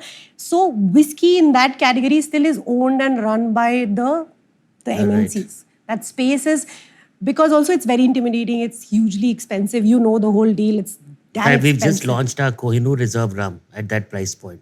And you know what's going to end up Matured in same Yeah. cognac, happening, vermouth, Yeah. and So what- we need to I think- use the whiskey to make cocktails together. We are not talking to whiskey consumer. I'm not So going to if I sell it to a start Rampur a consumer. brand called Bengaluru, and I make a bourbon tasting whiskey at $1,300-1,400 and come to Minakshi and say, try this, try Jim Beam. Yeah. If mine tastes okay or better, you'll take it. Of course I will. And it will be very- if you get the packaging, see, it's a great, you have to find the sweet spot Right. in that mix. So Yeah. it's good story, good blend. You cannot, absolutely not, just discount the recipe, the process, the whole art of it as well. Because you cannot say, I'll just Packaging is such a big part today. It is. Yes. It is. It is huge. It's huge. Like how you huge. sell it. Like what are you going to say about it? If you say it's a bourbon-like whiskey, I'll be like, okay, like, so basically you emulated a whiskey which is made in US. But you have to have your own original story somewhere. But Bengaluru sounds like a nice Bring it name. out of the hat. That's Like, I mean, a that's lovely what, Also, what's I going mean, to you get a good happen is that advertising. because Minakshi is from that space, right? For a product like this, you will need the advocacy coming from the bartender It in has order to to. replace it in an old fashion. Right? I need to be like fully... It has to be very And also advocacy driven. hugely, a lot of us, which is a lot of us, fully back Indian, good Indian brands. Yes. Right? So if you are making a good Indian brand, which is maybe selling or not selling, I will fully list it, Yeah. give it that chance. After that, if it sells or does not sell or people... That is like the secondary, tertiary sale conversation which can happen later. But at least the entry point, you will have it better if you are an entry. Also, again, as a founder, right? As a co-founder, if you're going out to them and talking to people, you have to sound like 100% convinced and behind the brand. Like that's important, right? That's the meat of it. So if you are not like, you're like, oh, I just need to make money, I'll be like, okay, like. No, I will fiend passion very quickly when my Bengaluru whiskey is out.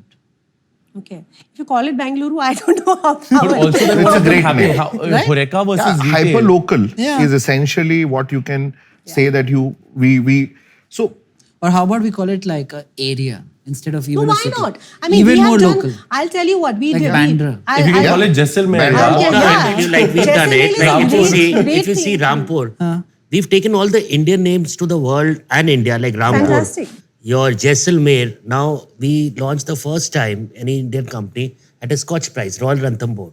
The brand has really taken off. It's one of the largest. Going to be one of the largest selling brands. So it's all you Indian take names. I mean, we have a menu called Dear Delhi, which was actually made and which actually got us to this Yeah. massive, I think, global recognition is because of that menu. Because the menu was made out of all the places and local place spots that us as Delhi people know. And it's not to say everything was named after the tombs and the historical places. There was a drink called DU Special. So people who actually know DU Special are the only people who know DU, right? Because that's the bus that actually goes around and it's called DU Special. And what's a good way to get word of mouth out?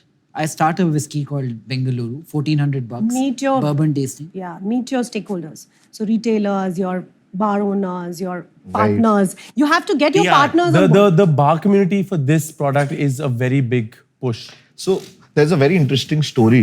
The founder of Pernod Ricard, his name was Paul Ricard. And he used to say, he started in the southern town of Marseille, where he made a product Ricard. which was called Ricard in his name. So he had a philosophy which said, make a friend a day. So he would take his case of Ricard, go to one bar in Marseille every day and offer a little sampler to every person who was sitting there and they would sip.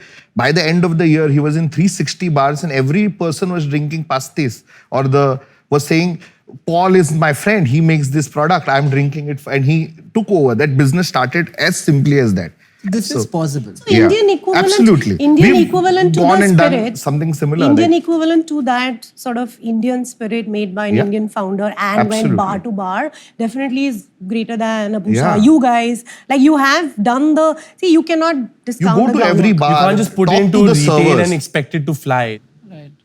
Interesting. Shuchir, would you like to go next?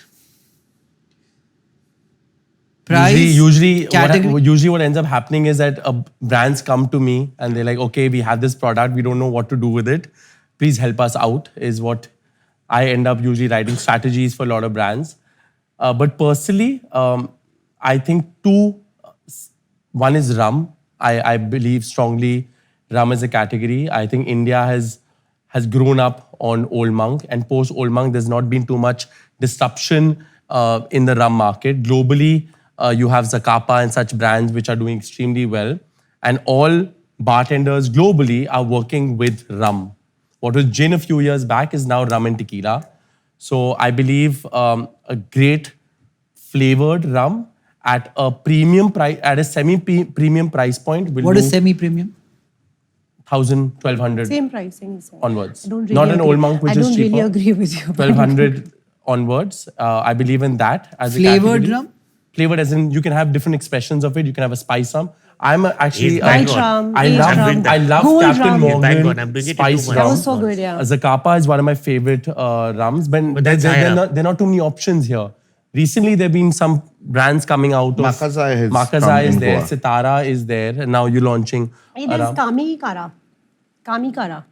I've not tried Kamikara, but From I'm Bombay. saying rum as a So there's interesting know thing on some- rum. And RTDs. Yeah, yeah. You know, rum as a Who's category, making- I'm forgetting the the name. consumer. So there is two things. Whiskey has laddering in terms of price. So whiskey consumer starts at say the Imperial Blue level and then goes to Royal Stag, Blenders, Sprat, 100 Pipers, Shivers as the person grows in life. So whole storytelling is about, like you see all the campaigns are all, it's your life, make it large. अब में सब डाल दो, जो जीता वही Sikandar. I don't know what all, but it's Thank all God about. you're not a it's- copywriter. will be men. It's all He's about. like, thank God you didn't take up advertising. I of course. So, but in rum sells a lot in the East, West Bengal, Orissas. So rum has is a product where the consumer doesn't even relate to this image. So it's not for status seekers. So it's a very different psychological Yeah. product Rum has category. no category. You would find a great musician drink rum in Goa, in India. It's almost equivalent to how Jack Daniels has a subcultural kind of a vibe throughout America. strong personality. Rum does that Community. in India. It's very community Strong driven. personality, Yeah, you're yeah. not too social, matlab believes in So you himself. can upgrade rum, but you need to do it with a great product story. Absolutely. I think you need to upgrade the consumer who's very different from your whiskey consumer. The whiskey guy is What going is Old Monk? It's rum. It's rum. Yeah. I read some research around whoever attempted rum in India could not beat Old Monk. Is that true? I think Celebration rum, which is of Diageo, now outsells Old Monk quite a bit. Bacardi dropped their price so much to compete Yeah. with Old Monk. No, but Bacardi, Bacardi is a white. gold and white. See, And what just happened, they what's focus on the happened white is rum. like you have to get up the price ladder. Like say we had launched our 1965 rum. So like Army Defense is one of the largest market. We are the highest priced rum. We are selling higher than Old Monk. The numbers, we're the largest selling rum. So it depends on the pricing. And product and premiumization, because there is a Premiumization is huge, the most there's a important huge thing. population in the country that drinks rum, whose disposable income is going to keep increasing. I also feel that that's not a category play. Like rum, I don't think anybody's drinking rum for it being rum. Yeah. I just think they're just drinking it because it's a spirit, which is super easily available, and it's like there is no. tastes good. It's never had like a gin has had a Moment. Like I'll tell you, and listen, whiskey but has I had. strongly believe tequila brandy, also you know, is going- brandy Yeah. is 18 to 19% Yeah, I know of the the market. It's figures of that. rum is only 11%. Yeah. Brandy is 19%. Yeah. Why is that? See, I think brandy, South is very 98% big. of the brandy sells in South. So I Why? tried to do You have to give us why. Yeah, I had researched it because we have a Morpheus, so that is the super premium brandy, and we have 58% market share there. Is brandy? What I realized is in South people are very religious. So if you see Pondi and Kerala are two states plus Tamil Nadu. So one is Pondi at the French connection, and French are into brandy. Second, if you see all the shops, liquor shops in the south, earlier like Kerala was called doctors. Each shop, like the brandy was called doctor's brandy. Right. So people used to think that they'll drink because of health purpose, religious purpose, ki doctor ka hai. Like in North India, if you see, when we were kids, when it was very cold, our mothers used to rub brandy on our hand. So I think it's just some kind of that. Else, South India, it's like hot, etc. But the brandy market there is huge. Okay. Interesting. Tamil Nadu, 85% of the market is brandy. Yeah. So the numbers Also in read. Tamil Nadu, you have to distill in the state in order to sell Yeah, it. that's And you can't have Tamil Nadu either has you a have lot of imported stuff issues or of- you have to distill in the state A lot to of sell it issues. over there. So Hard market. The Maybe numbers around we had 20%. was the market is 63% whiskey, 22% Yes, brandy, 12% Rum. rum, 8% vodka. No, 4% is widespread. 4%, 4 to 5%. 4% Which has vodka, gin. Vodka gin. It'll be all of them yeah, together. 4%. 96% brown. Yeah. Oh my God. Is there a switch happening between brown spirit to white in Yes. India? Vodka has been the largest growing category in the last 5 years. But About it's still 20% growth. 2% or whatever. Vodka Proportionate and gin would be about 4%. So vodka now would be about 3.5. Still, it's smaller. It's a compared far to, cry from whiskey. Yeah. Very But imagine globally 25% is vodka. Yeah. But vodka and the white spirits are gaining See, at a it's pace. coming. I feel it's a matter of it'll grow. It'll eat. It has to grow. It'll eat into the whiskey market. Like 100%. Smirnoff. I'm banking on that. Smirnoff 100 years ago was marketed as white whiskey, and that's how They had to. The got campaign was, "It leaves you that's- breathless." They were But called. you they must called say Then it- you can drink and they drive called with it because it leaves you So breathless. they were That was trying the to get campaign into in the whiskey America. market. In right? vodka, 80% of the market now has become flavored vodka. Yeah. And that's, I think, So where we've got like, No mixer. I've launched about I've 9 had your flavors. green apple vodka and it's very tasty. by the way. Cranberry is taken off like crazy. When we did research, everybody kept reiterating flavor. Yeah. Yeah. In beer, in vodka, in gin, in rum, in brandy, Everything, in you're whiskey, right. in everything. Why is that switch to flavor happening? Would you want to have like a flavored whiskey tomorrow? I'll tell you. Say, let's take the white spirits. Mostly it's prevalent in white spirits, not in the whiskey. Whiskey, you only have fire and honey and all those, but that is too small. In vodka, if you see, who are your consumers? Is the younger generation and women. Now, when you see when a youngster is getting into the drinking age bracket, alcohol by choice is bitter. A Pepsi or a Coke would taste much better. So they need a sweetish flavor. So they tend to get for the flavored this thing. And then it's easier to drink. Like the flavor, just add water. Yeah. I think Our there's biggest also stage- another And second, it nuance does to not this, smell. It does not smell. which is, yeah. So what happens like is a if you daytime see drinking. The Indian Office vodka goers. consumer, one of the craziest, you would assume that Smirnoff, when they came to India in 2007, and they were just doing parties and they realized it's not taking off. But vodka, in terms of percentage of market share to other spirits, probably highest in the most conservative state like Kashmir, Rajasthan. And then you look at it, you realize the nuance where it's being drunk a lot by shopkeepers and people who are working during Exactly. the day who have To a mask taboo their smell, to the mask their smell. smell. So you would find that it's like some Fanta bottle lying in that sari shop and somebody's sipping on it through the day. Actually, She's it's probably vodka. drinking some It's like, yeah. flavored product. So you the know? cool kids moved to gin because Yeah. there was a botanical Global, yeah, and play in global it. move, yeah, and global the move. masses What moved is the to flavors. botanical play? What does that mean? See, that is the herbs. Yeah. Like, The you infusions, like how, Yeah, like I like- said, gin is nothing but vodka with flavor. But the flavors were stuff like you have to have juniper, then you'd have cinnamon, see, cardamom, juniper nutmeg. is the prime herb for any gin. To call it gin, But then you have have to have add-ons. Like you can have a gin of 11 botanicals, 18 botanicals, 47 which are You mixed won't in have a the green pot apple still. gin, right? You won't have a green You apple won't- yeah. gin. We'll have a green apple vodka, which has a Why bigger is that? market size. Why fruit vodka flower gin? Why? Why is the flavor that you choose to add to vodka a fruit? No, Whereas it can be, No, yeah. no, it can be anything. Yeah? Cinnamon. It can be coffee also. But the most popular, like we started the flavor trend in India. So green apple Yeah. is the most famous, then is orange, and then is cranberry. But it has to be a massier flavor. yeah, green apple is the... You can't have a nutmeg. Yeah. You can't have a nutmeg vodka, but you'll have a nutmeg infused gin. Like he's talking about matcha beer. Yeah. That's as nuanced as nuance gets, right? But But that'll be part of his 25% share. it's a part of like a portfolio where you also have a small consumer. So there's this whole consumer who also relates to almost like everything that's very high quality, and that consumer is on a completely See, different like journey. rum, you can have a cafe rum, Yeah. which will be very this thing. But for me, for his brand, these drops build loyalty to the brand. To the core consumer. So for now us. I'm like, oh, this guy's actually played around with matcha. I must drink his other products. I might Yeah. not be a regular consumer Exactly. of the matcha product, but now in my head, his positioning, my Premium. positioning has Yeah. become. So we have zero marketing cost because we keep doing products. Right. And every product creates a little bit of its own buzz and market. And then It's like peop- your you know- product mix. Yeah, So so you you want to keep- have Yeah. like your base playing, you're playing at that level, and then Yeah. you put one Kohinoor diamond in the middle, and the Kohinoor diamond gets you the eyeballs. And Yeah.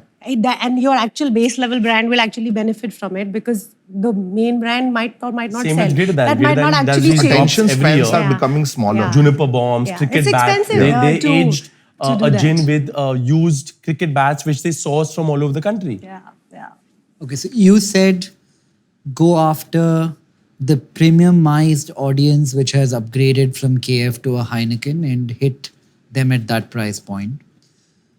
You said build something which is India's bourbon at Answer to bourbon, yeah. at 1200 to 1400 rupees a bottle.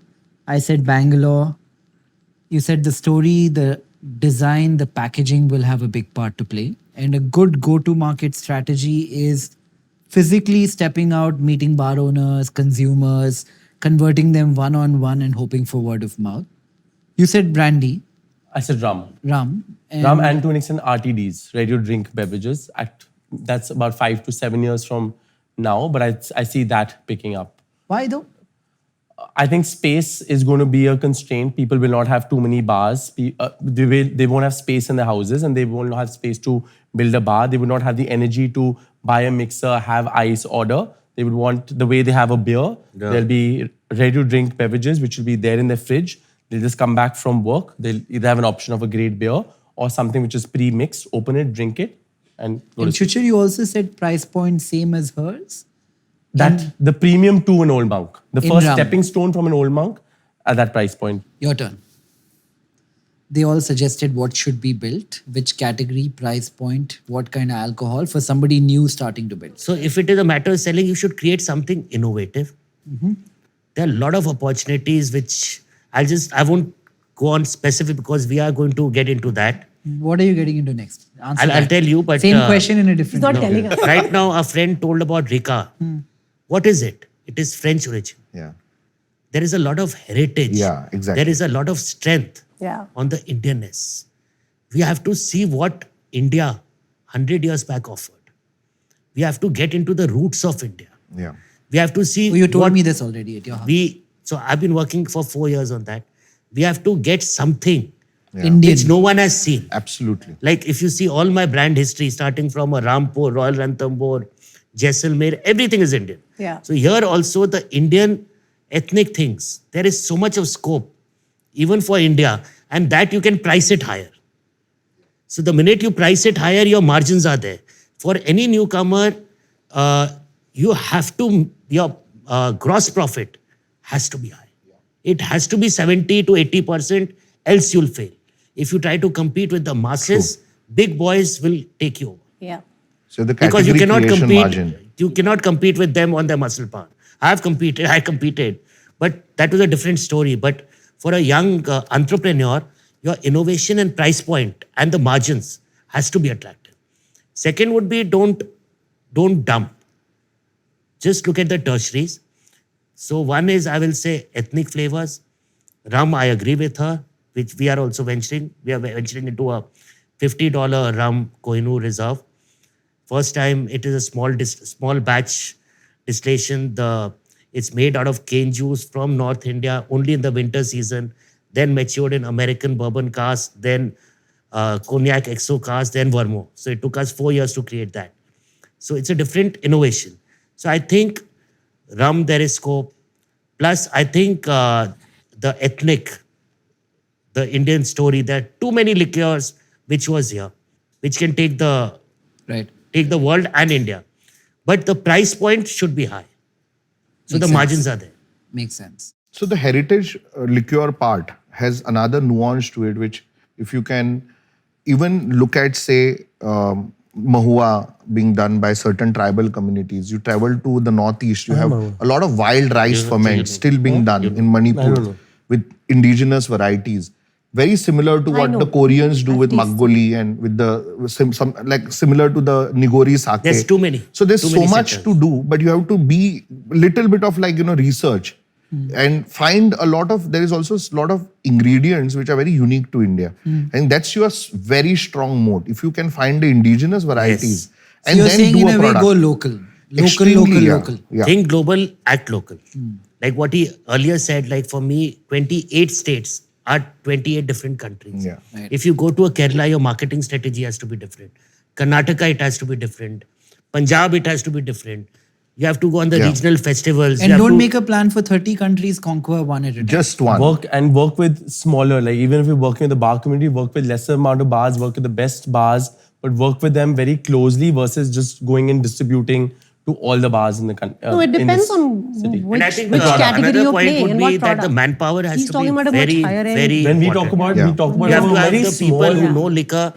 Because We money's are recovery thinking and is is very... thinking. Yeah, are different. We are like poles Yeah. apart the way we think on. But I think in on her building. industry, bar, I think, is one of the most virgin opportunities in India. We have not started. Yeah. If someone can click it, like if you see Namos, what their revenue and etc. Yeah, is, yeah. it's up, it's unreal. They would make it 250 crores. 400 crores. They sold to 250 Abu Dhabi crores government. profit Wow. only in Dubai. 51%. Wow. Namos, the Zumas. I think India has just started. Yeah. If someone can create a name where you can go, I think there's a huge opportunity that people are ready to pay money.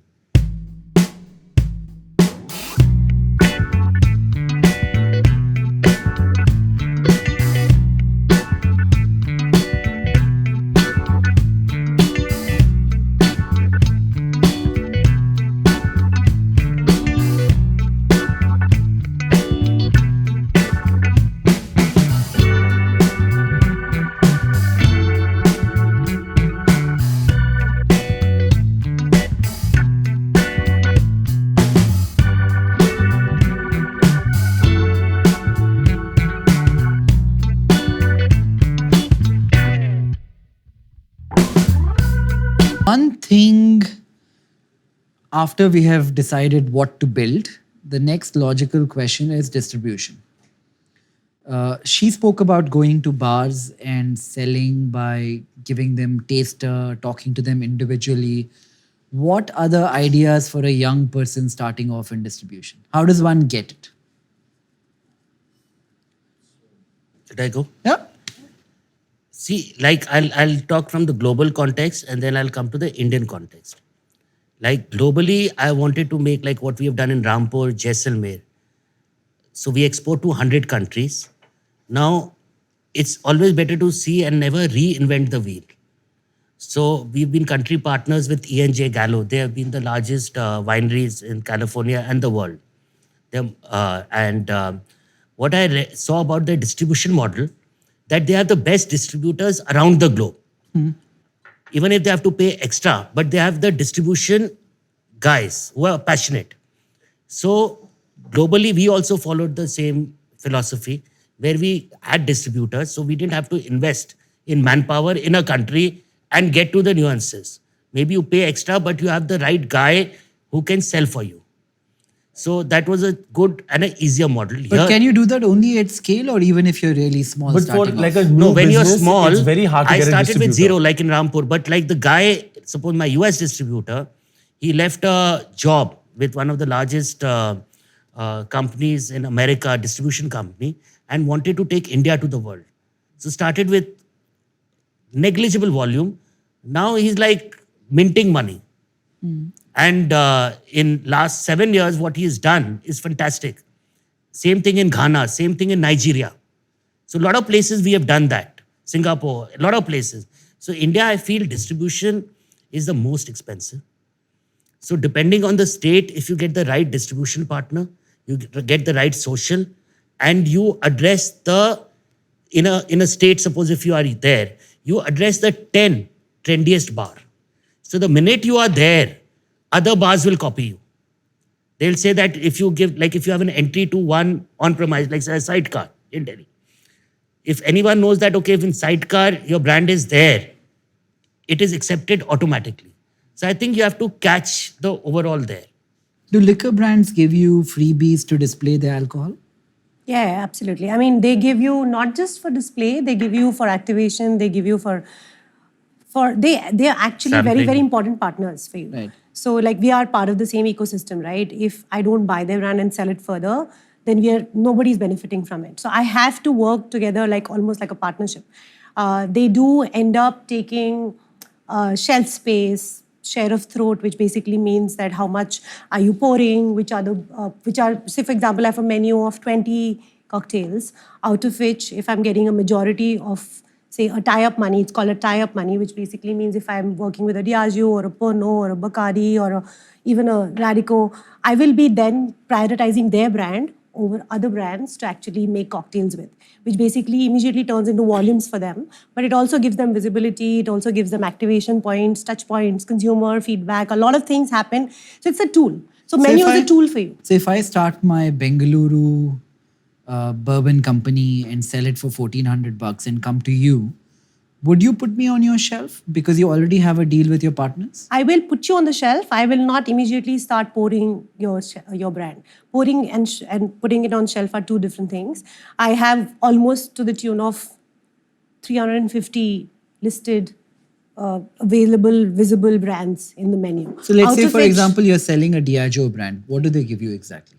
So they give me multiple, they support me for New Year's and say Christmas activation. They support me for, so next month we are supporting an entire month of Pride Month at the bar. So we celebrate it every year. For that, I need to make a special menu. With that menu, I need to make special drinks, which are, which are actually talking to the audience that I want at the bar. I'm also doing like an event, which is a talking conversation, sort of sit down, which we do every year. Then we end it with a big party, with a big band. I need money for all of these things. If I bring like a band takes money. If I bring a photographer will take money. So I'm taking money for this A brand. I'm not mentioning whichever brand it is. Then I take money from them, and then for full month, I'm actually giving them the menu exclusivity for that special month. So you it works really well for your beverage cost point of view. So you actually can make money by selling the brands, and then the brands are also happy because they're getting multiple visibility points. Are you demographically seeing any changes in liquor consumption? Traditionally, men have been the one to buy and consume liquor. I don't know about consumption, because buying number is there. Are you seeing more women consume alcohol? Is the age at which somebody first consumes changing? There is research to show that Gen Z in America is consuming lesser alcohol than millennials. This problem is so stark in countries like Japan, where young people are not drinking, that the Japanese government is starting sake festivals, different ways to encourage young people to drink. Same problem in India? Not at all, I think. Women are definitely drinking more. There is no doubt about that. Like that is a big plus for us, for the growth also. So because the fact that there are many, many women joining into the drinking occasions multiple times. The market is growing because of the women also. So women and also LDA plus. So we are talking always, whenever we talk about legal drinking age and plus, they are also drinking better places, better quality, premiumization, all of those things, right? So that is definitely happening, and they are actually adding a huge value to the entire nightlife. And also, I think the shopping experience overall, especially in Delhi, retail, Bombay retail, I think Gurgaon, that is one of the, what he said is one of the most important we've been advocating as Radico and as the liquor industry. That earlier, if you would have gone into any shop in a Haryana, Mumbai, women can't go and shop. They'll be looked down. Like, they'll not feel safe.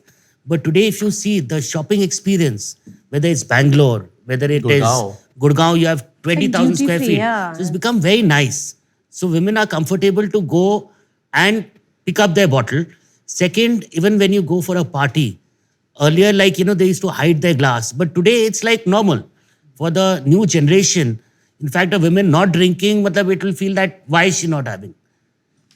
Premiumization, before we get into that subject properly, because it seems to be working across the category, any other distribution hacks? I think one I wanted to mention, which I think if you are an absolute 0 to 1 person starting out, I would say once you identified what product you are doing, just take a few bottles, and there are 3 layers to distribution. What you manufacture is called as the primary. Then what your distributor supplies to the market to, say, Minakshi's bar is called secondary, and what Minakshi sells from her bar is called tertiary. I would suggest first thing that you do once you have the product, go ulta.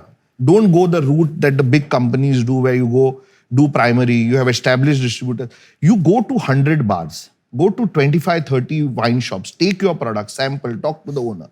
You already built enough awareness on your brand and people know that you are doing, so that when you go to a distributor, you know that if you sell 100, 200 cases, it's going to go to those many bars. The distributor is going to be far more comfortable taking on your product, if you already done that little legwork. So I think that's one of the simplest things that I think anyone But like you who's said, starting- going from 0 to 1, the hardest thing for a newbie is to find a distributor.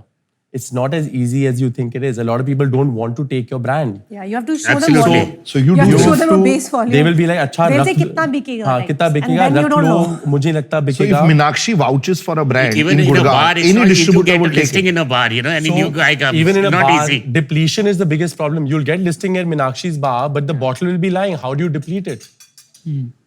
So it has to be a combination of, and secondly, how do you get it listed on the menu? It's at the bar, but Yeah. when I open the menu, it's not there. I have to convince Minakshi that I will spend money, I will give you a band, I'll give you a DJ, but please put my alcohol inside one of your cocktails. What For if you give depletion. Minakshi the alcohol and say, pay me after you sell? That doesn't matter. That won't work. Won't Everyone- work? In the end, tertiary has to happen. As it Tertiary is, has to as be- it is, the credit period is high. So for a newcomer, Consumer has to pick it up. Like if consumer is not picking it up, then there is Or she something puts missing. inside a cocktail which I market, which gets sold further. My alcohol is getting depleted. So a bartender's a route, very Yeah, popular 100%. ones. Yeah. Bartenders and Huge counter routes. salesmen, we call them CSM. Counter Yeah, salesman. retail. So there is a guy who's a manager at say a Madhuloka in Bangalore, and that guy knows everything about what brand sells. Any customer who is a regular who will go to that wine shop or to a Dewars or whatever will ask the person, and he'll say, "This is new and it's doing well. I have tried it." So create that recommendation from people who are already in the business and people trust. You don't have trust. But the person who's standing there day in, day out for years has a far more trust. And he will recommend your product only if that person likes it. So make that effort first. So bartenders are Yeah, bartenders are- Everyone's more after than those bar bartenders. owners. Every So, brand wants yeah. them. So Plus, for example, in the beer industry, when I was running Jade, I remember this so clearly. People would pay the bartender outside of their job. You return caps to me. I'll give you 20 rupees a cap for depletion to make my distributor happy, so he sells my product. So I'm burning money so that the bartenders are pushing my beer in the restaurant to customers. So you have to have these innovative ways of marketing how to deplete your product in a restaurant. So I think at every level, your intervention will change. Yeah. So when the founder is talking, then you should talk to the founders of the Yeah. bar. And then sometimes if your sales team is talking, the sales team can talk to the bartenders, vice versa. I mean, now it's Yeah. obviously the lines are blurring as well. So when you are talking to the bartender, of course, I mean, you are selling the same product. But at the end of it, you have to see what is the bartender benefiting. Where is the, Yeah. you can't just say it's the best whiskey in the world and I have made a bourbon which you should just do it. He's not the decision maker, right? They are never the decision makers. They are the ones who are actually gonna be the ones who can be advocates of the brand. They can talk about the brand. You give them the brand experience. You give them, if you have a distillery, call them, which is now happening in India a lot. Yeah. A lot of the Indian makers are calling bartenders, bar owners to their source, right? And actually explaining them the whole process of, say, brewing the brand, creating the brand, and then they become part of the story. Yeah. Then it's the same thing, right? You're experiencing the brand from day one, and then you actually have a personal connect with that brand. So there are as well. multiple touch points, and every touch point, if you're a new brand, you have to disrupt. And physically, you have to go talk to them. Physically and try or and cut it. through One product. hundred or as a whatever. newcomer. And every person who's your stakeholder is the hero of his own journey. So Right. you think that if a counter salesman's journey is very different from Yeah. a retail shop owners to a True. bartenders to everything. Relate to that. Understand how your product can make their lives better, whatever way it may be. And that's the only connect that you have. Nothing else works. Money is, if you are going to compete with money, then you are already out of the game because you're competing with people who have like $100, $200 billion, you know. You have to do something All the cooler biggest, in so order to Indian disrupt. industry is run by multinationals. Do you think sponsoring events works? You can take this. So yeah, it does. I think these are all opportunities for brands to showcase their brand out of the bottle. So for example, in a Gin Explorers Club, there are two parts of it. Legally, alcohol brands in India, they cannot do their own events. They can do their own events, but they cannot market the content legally online post doing an event. So when these IPs of cocktail festivals come up, that's where all these brands come, participate, content is created.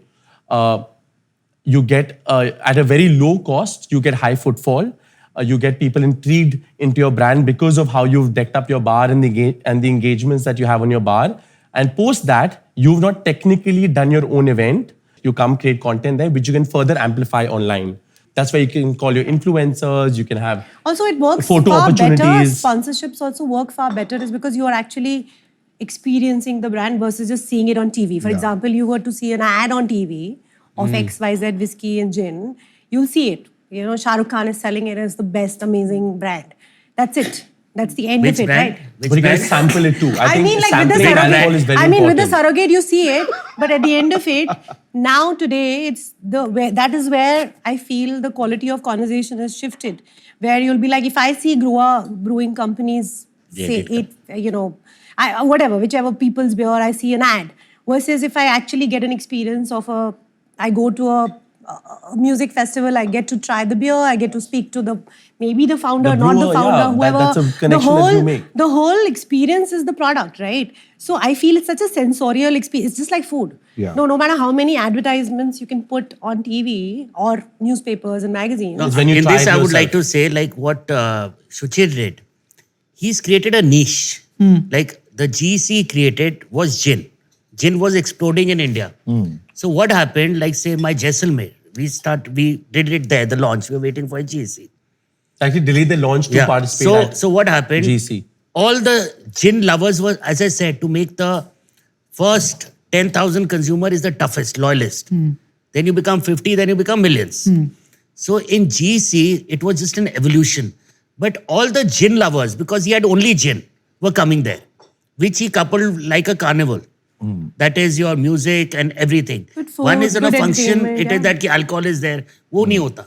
He branded that. So for that, a brand to come there and actually the gin lovers coming there, it makes a lot of difference. And also splits the cost of multiple brands. Like Yeah. if my total cost is to do this event is 4 crores, it's getting split between 15 brands versus then them creating their IP of their own. But I think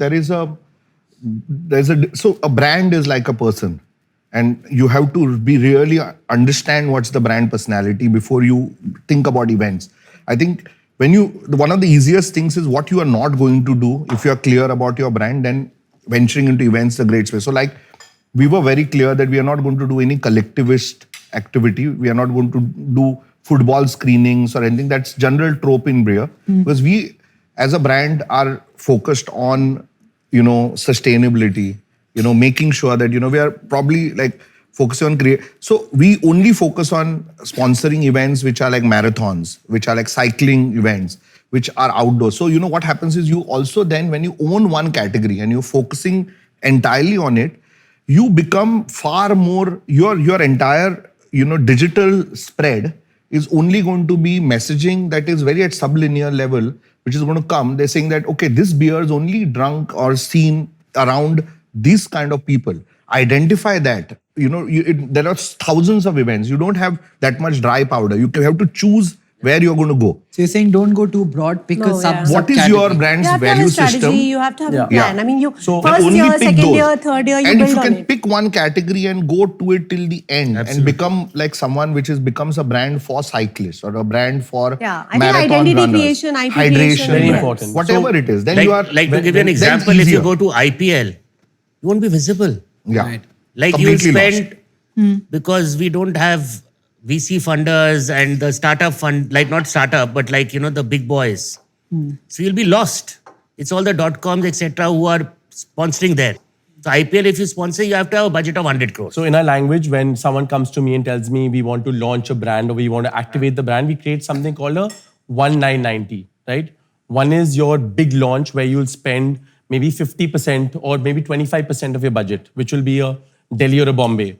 Then in the 9, where 50% of your budget will go, would be in your major metros, which will be Delhi, Bombay, Bangalore, where you'll target about 50 bars each, where the rest of your budget will go. Then you'll create a 90. 90 will be a small activation, which could be a drink serve or a glassware or a tower, which will go across majority outlets across every city in whichever cities that you want to activate. So that's how you have to split your marketing budget. You cannot only do one launch and extinguish your marketing budget. That happens, we see Right? many, You many have brands. to go consistent. You have to go. Your marketing And budget secret is of like the recipe is artillery. Mumbai. It's Like the the most dry powder. costliest. Mumbai Yeah. is the costliest. To Yeah. convert. Any city. Like if you wants to launch his beer from Mumbai, as a startup, it's very tough. The Yeah. kind of Because money of- it burns, I addressed Mumbai the last. You always It's the most expensive market. Am I right? Yeah, absolutely. So Because if I'm the starting- high entry barrier, Yeah. cost of K form, which is the government taxes, you Taxes. almost Even cost of entering on into the cost retail. of entry, the retail, you need to discount and sponsor a certain set percentage when you want to Also, just enter. space is limited, so the retail Yeah. stores are smaller. So where would I start my liquor brand? Goa. Goa, Which brand? you will first list in Goa by paying Goa. 50,000 rupees. Bourbon. You'll pay 50,000 rupees as your listing fees to legally sell your We'll make it in alcohol Goa. in Goa. See, bourbon, as it is, suppose if you start, I mean, you it's have to not a take bourbon, 3 it's a years' whiskey. time to Then you mature. come to Gurgaon. And So Delhi, pay basically, it's a 12 lakh. 5-year process from now. What if I buy old, aged? No, you can do the other model. We are not distilling. So we are also talking about changing the model a little bit, right? So we can buy spirit and blend it and age it and So sell age it, no, you'll have to age it. Of And you have course, to like we buy have to find. Yeah, we have to find I feel Goa will be easier than any other market. Goa would be the Is easiest. it not? Yeah. So Goa would be Easiest, the age it there itself. Pay 50,000 rupees to the government, get listed there for one product. Very cheap. And sell we it had like to a beer for struggle to 50 get the rupees. licenses In first Delhi, it would when be we what, did it. 120, 180. Yeah. Would be 12 lakh rupees. Whiskey is 25 lakh rupees per SKU in Delhi to get your product listed. That's just So, that's just listing. Delhi is Baki But to listing. who knows? But listing is for a 1 to from a 0 Like to 1. Mumbai That's is a the big most cost. expensive in retail. Like say Rampur here is 12,500. In Haryana it is 7,000. Delhi it Probably, is yeah. 8,000. 8,000. Mumbai That's- is that's the the taxation. highest taxation. So 44 would be Gurgaon, Goa would be 49 would be Also, this is Goa. after reduction for the last 2 So you years. save your 80% money would be after Karnataka. reduction. Mumbai is the highest. But this is after reduction rates. So we got this interesting stat. What percentage of a state's revenue comes from alcohol? The highest happens to be Uttar Pradesh, 22%. Yeah. And we contribute 26% of the state's revenue. Wow. That's crazy. Karnataka, 20%. 12,000 crores. Because Karnataka's taxation is mad. It's like Yeah, 80% very tax high. is what you pay in between Karnataka First is is excise and probably VAT. the worst second thing is to the drink worst. in. Tamil Nadu. Second is Karnataka. Yeah. अच्छा third Tamil Nadu. Bengal, Bengal नहीं होगा. 20.2%. Percentage-wise. Percentage Baaki wise. अच्छा revenue का percentage होगा ना? wise. Yeah. Actually, sorry, Pondicherry is 40%. That's Because of also a export. distribution hub. It's not Export. actually a place where people. Then comes Punjab, Uttarakhand, Himachal, MP, Andhra, Chhattisgarh is a huge. Telangana. Chhattisgarh is huge. Only Gurgaon. They're No, but all, Haryana they're is all also 17 to 20%. UP is the largest. Yeah. But That's this what I is told you. crazy. A state is Yeah. earning 20% of its revenue, not one, but so many. Yeah. And they make You everyone's know why? life so Because difficult. excise is the only thing under state subject. Yeah. Like we've been lobbying that why don't we come under GST? yeah. So for They'll get any, VAT also on that. I don't get Yeah. any input credit. Yeah, we don't. That You is know, no we are the input credit. privileged ones. We don't get because the input minute credit, if I yeah. come under GST, my whole game is Our changed. balance sheet would look so beautiful. Yeah. Can you make the case, like articulate, because we'll make this a reel and put it out for whoever is listening. Why should you move from state to GST? See, first of all, like suppose if I'm transporting my material from Delhi, UP to any other state, I have interstate duties. Then I do not have any input credit on my raw material. Excise duties are different. So if GST comes, I'll be like normal. There'll be Why a are you level playing field. manufacturing in UP? Are the duties lower than Goa? No, I have to manufacture every year. That's why I have 41 units. That's the biggest entry to barrier. It's a big cost, Logistics. not logistics, duty. Yeah. Also, So it's absolutely like, I'm telling you, it's like to getting into liquor is so complicated because of that. so But I have it a takes question for you. a long time. Now, this is Yeah. when so let's think about it that Alcobev is slower because let's say if you were India is the biggest whiskey market, but we have apart from like the biggest guys like Radico Khaitan or Pernod's or Diageo's of the world, nobody's making malt spirit here. One of the reasons is if you start malt, you have to mature it for 8 years, 12 years. Now, I went the whole route of with zero money, going to investors in 2017, 18, just with an ice box. Even the laptop was owned by Pernod Ricard. So literally, most of the investors back in the day were all tech investors, and they were very new to consumer. And any kind of open market money that's available in India looks at that same 11-year return that everyone has to give to their LPs. 7 year. 7 year, yeah, or even shorter. Your term sheets are 5 years plus 5 plus 2, Yeah, but yeah. you probably give the money. Typical 5 plus AI 5. So 7 how year would you tenure. now create this kind of, if you were to, you see this is a $300 million, 300 million cases industry, largely run by whiskey, with zero upgrade happening on product, essentially because there is no capital that can finance a business that can have those many legs or the length of it. As a person who is from finance, what would be the product that you would probably create for this category in terms of funding? If somebody would come to you and say, I would want to build a malt distillery and the returns would come after 12 years, how would you look at it? What would be that Good view? question. As a startup. Yeah, as a startup. Phenomenal product made in a small lab. I think we are a little bit of an exception to that rule because we are a perpetual fund of sorts. Because we don't allocate third-party money and it's mostly prop money. We have really long tenures. The current thesis I have, passion, fascination, is to watch Indian brands kill it abroad. So be it with Radico, be it with Subco, be it with Bluestone, be it Ather, motorcycles. These are all, or 1111, the shirt company. These are all investments which are far from maturity. The question if they will ever mature and turn profitable is also unknown. But my thesis today is to find the hero product, find places where the product is solved for. The rest of it will figure out along the way. I'm there right now and I'm happy to take these bets. Passionately take these bets and I have a lot of fun with them. Nice. Yeah. If I like a product in a certain category, the marketing, the sales, the narrative, the financials, all of that comes second. If I can find a product that can compete internationally, I'll do it. Absolutely. But what if a product is born after 5 years? Yeah. His question is that. Yeah. So you See, one is like, invest now. suppose Your already money, a person is there. Yeah. But one is that a person first- comes. I can taste RO. the product in 5 years, you mean? You You can will get get the a glimpse product. of it, maybe of the No, product. you'll only get the glimpse of But the yeah. packaging or whatever. But Or directionally. to malt and everything, it'll take 5-6 years before the Basically, you product give comes in. the Your first seed. money, your revenue. right? Am I is right? exactly. Maybe Your founder, I revenue guess. after funding is 7 years, let's say 6 years. I'll tell you my biggest worry, and I'm being really honest here. With liquor, I have to put it in a different box as many of these other Yeah, investments, got it. which might be in energy Yeah. transition or whatever. Because there I'm betting sector thesis. If I'm betting on an electric vehicle, which I will see in 5 years, broadly I'm sold to the idea that we'll switch from fossil to renewable and we will need the end point to be electric to have efficiency in the value chain. Right. So if I find a good guy there, it's enough. With liquor, it's a little bit more convoluted because the data I'm accessing today is we typically tend to mimic the West in terms of consumption patterns in India.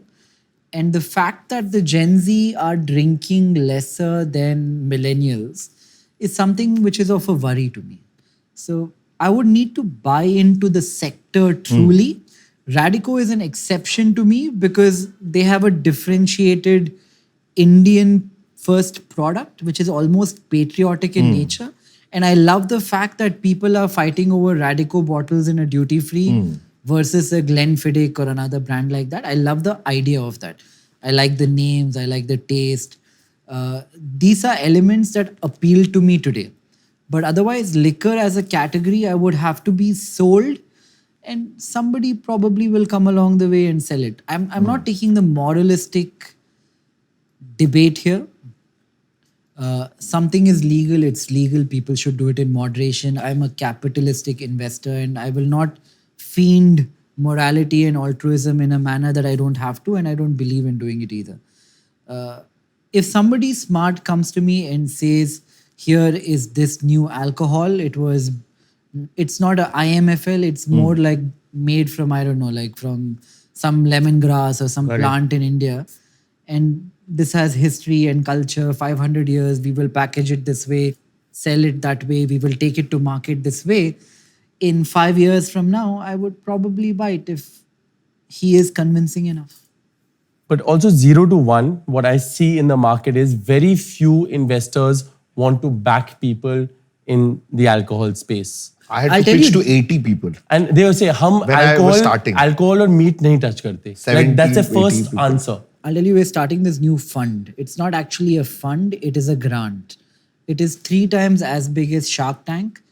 We don't, in terms of the amount we give out, we don't take any equity in the businesses that we give these grants to.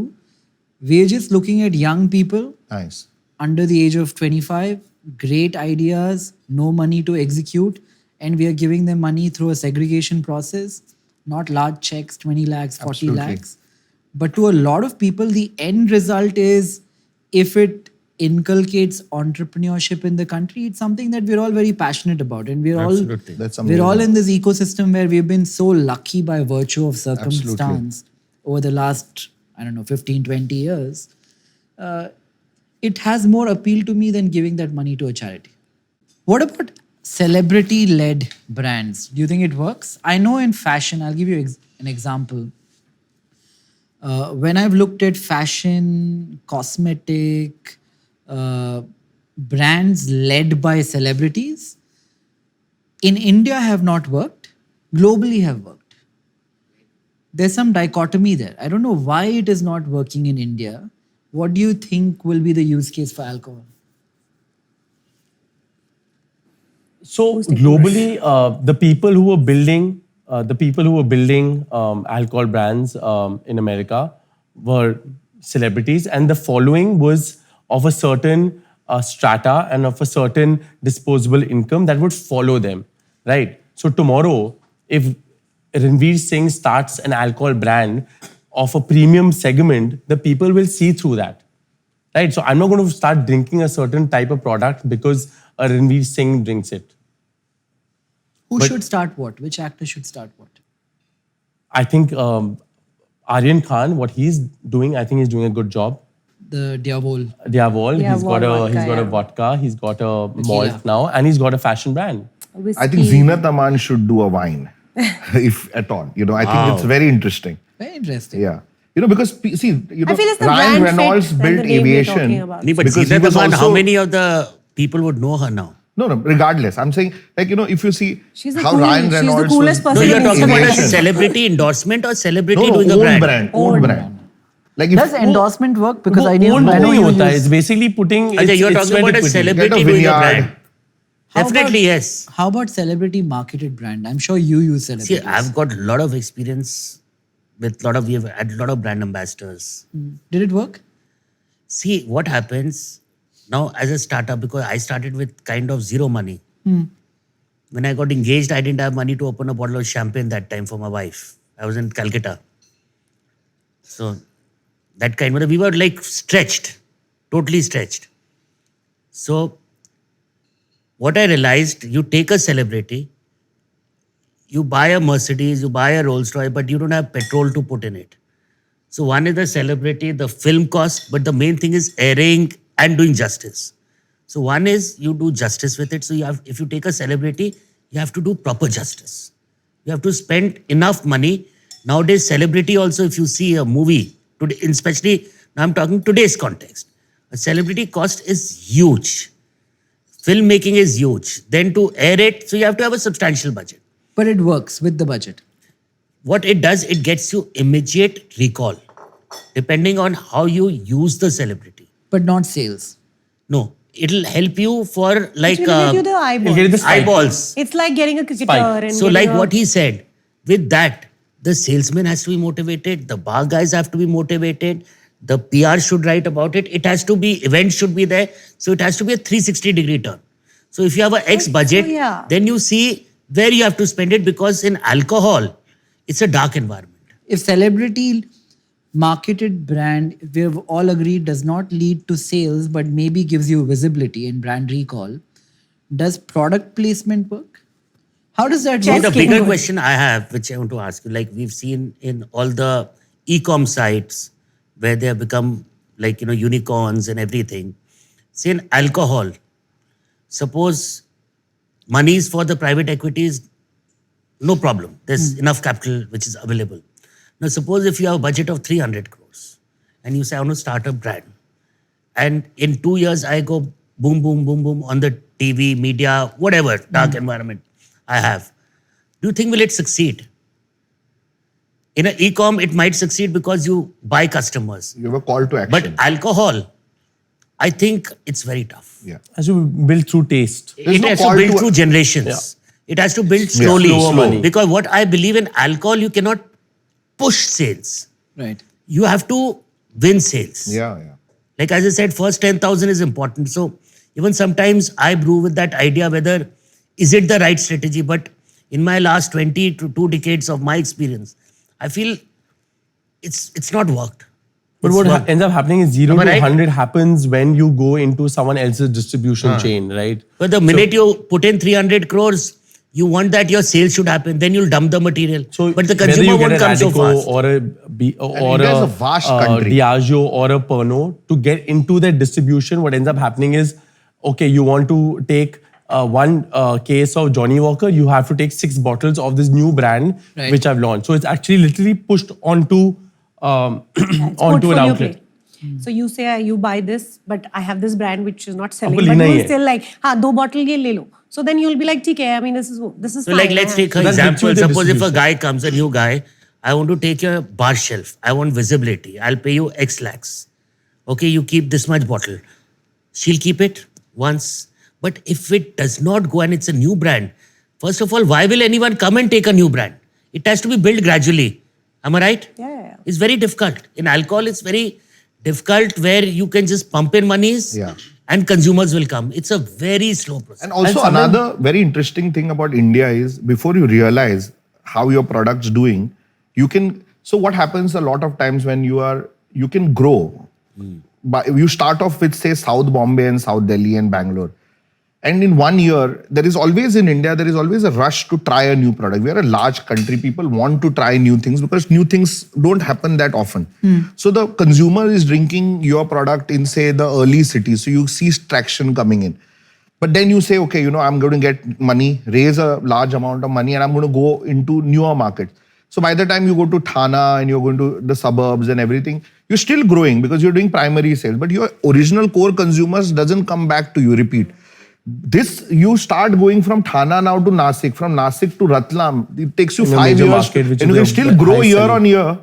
But if you don't measure your sale That's it. at outlet level where you started, your core consumer stickiness, and repeat, then you may show a growth story on the numbers, on the balance sheet, but in reality, you are actually just recruiting new consumers through novelty and losing them as fast as you are doing it and paying a huge amount of money to do it. And that's very, very So wasteful. you're saying there's no moat. People switch.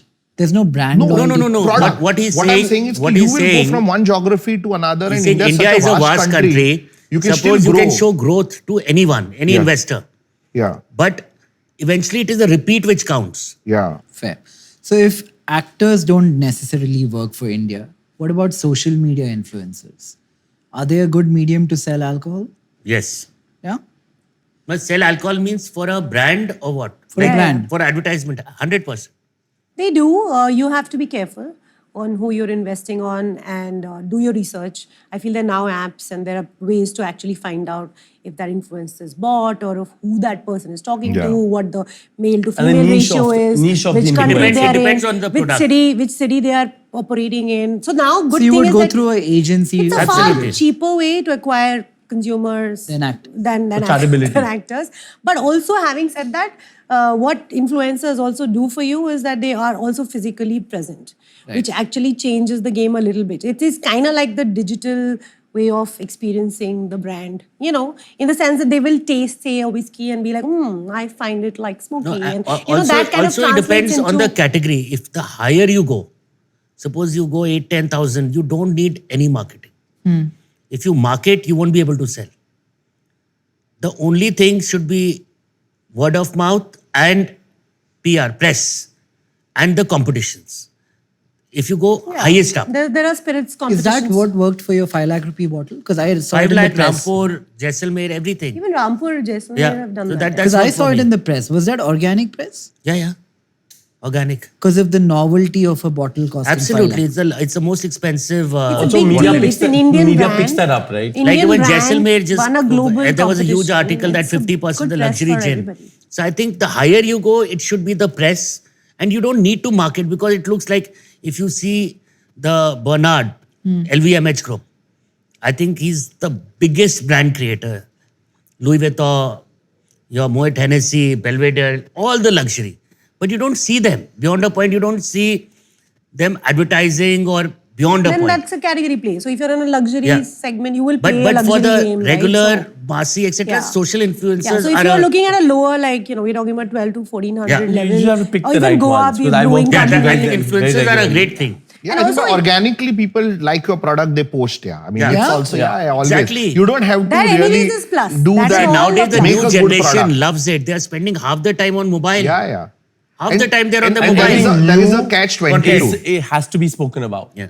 Right. Yeah, And good, there is a bad, flip ugly. side to this where if you come across as a brand that is paying for influence, then people see through it very, very quickly also. So let it be organic, which is far better because good people your relevant consumers will drink your product and they will post about it because And today's time there's also, this whole thing about today's time discovery. industry is a big influence. So for example, like I would send him to if Yeah. I have a bar in Yeah. Goa, I will tell him, or if he's in Delhi, I'll be Exactly. like, hey, come to my bar and let's have drinks. Because There's this mutual if appreciation him society. talking good for me Yeah. is good. And I always post about it. Yeah, yeah. It's a thing, right? Like But we do it, appreciate you're not the linked to the the focus on number of So we are all quality. followers. talking to the same Yeah. people in the universe, but all of True. us have pockets of people who follow you because they think you know best for Yeah. the taste. We'll so- go to Minakshi's bar next time. Minakshi, Oh, next it's time you have to make us outstanding the bar. best cocktail. Done. And being from the alcohol industry, I'll have at least 3 cocktails. So 3 of your best. Right, Yeah, Nikhil? we should Yeah. do this. If we do Do this it conversation in the ASAP. bar, it'll be very This would be insane. It'll Your be bar, far louder. It'll be crowded. She'll be like, wait in line. No, we can use our influence. We know Minakshi, so she'll have a small. But we like crowds. So I'll it's send okay. you to the chat.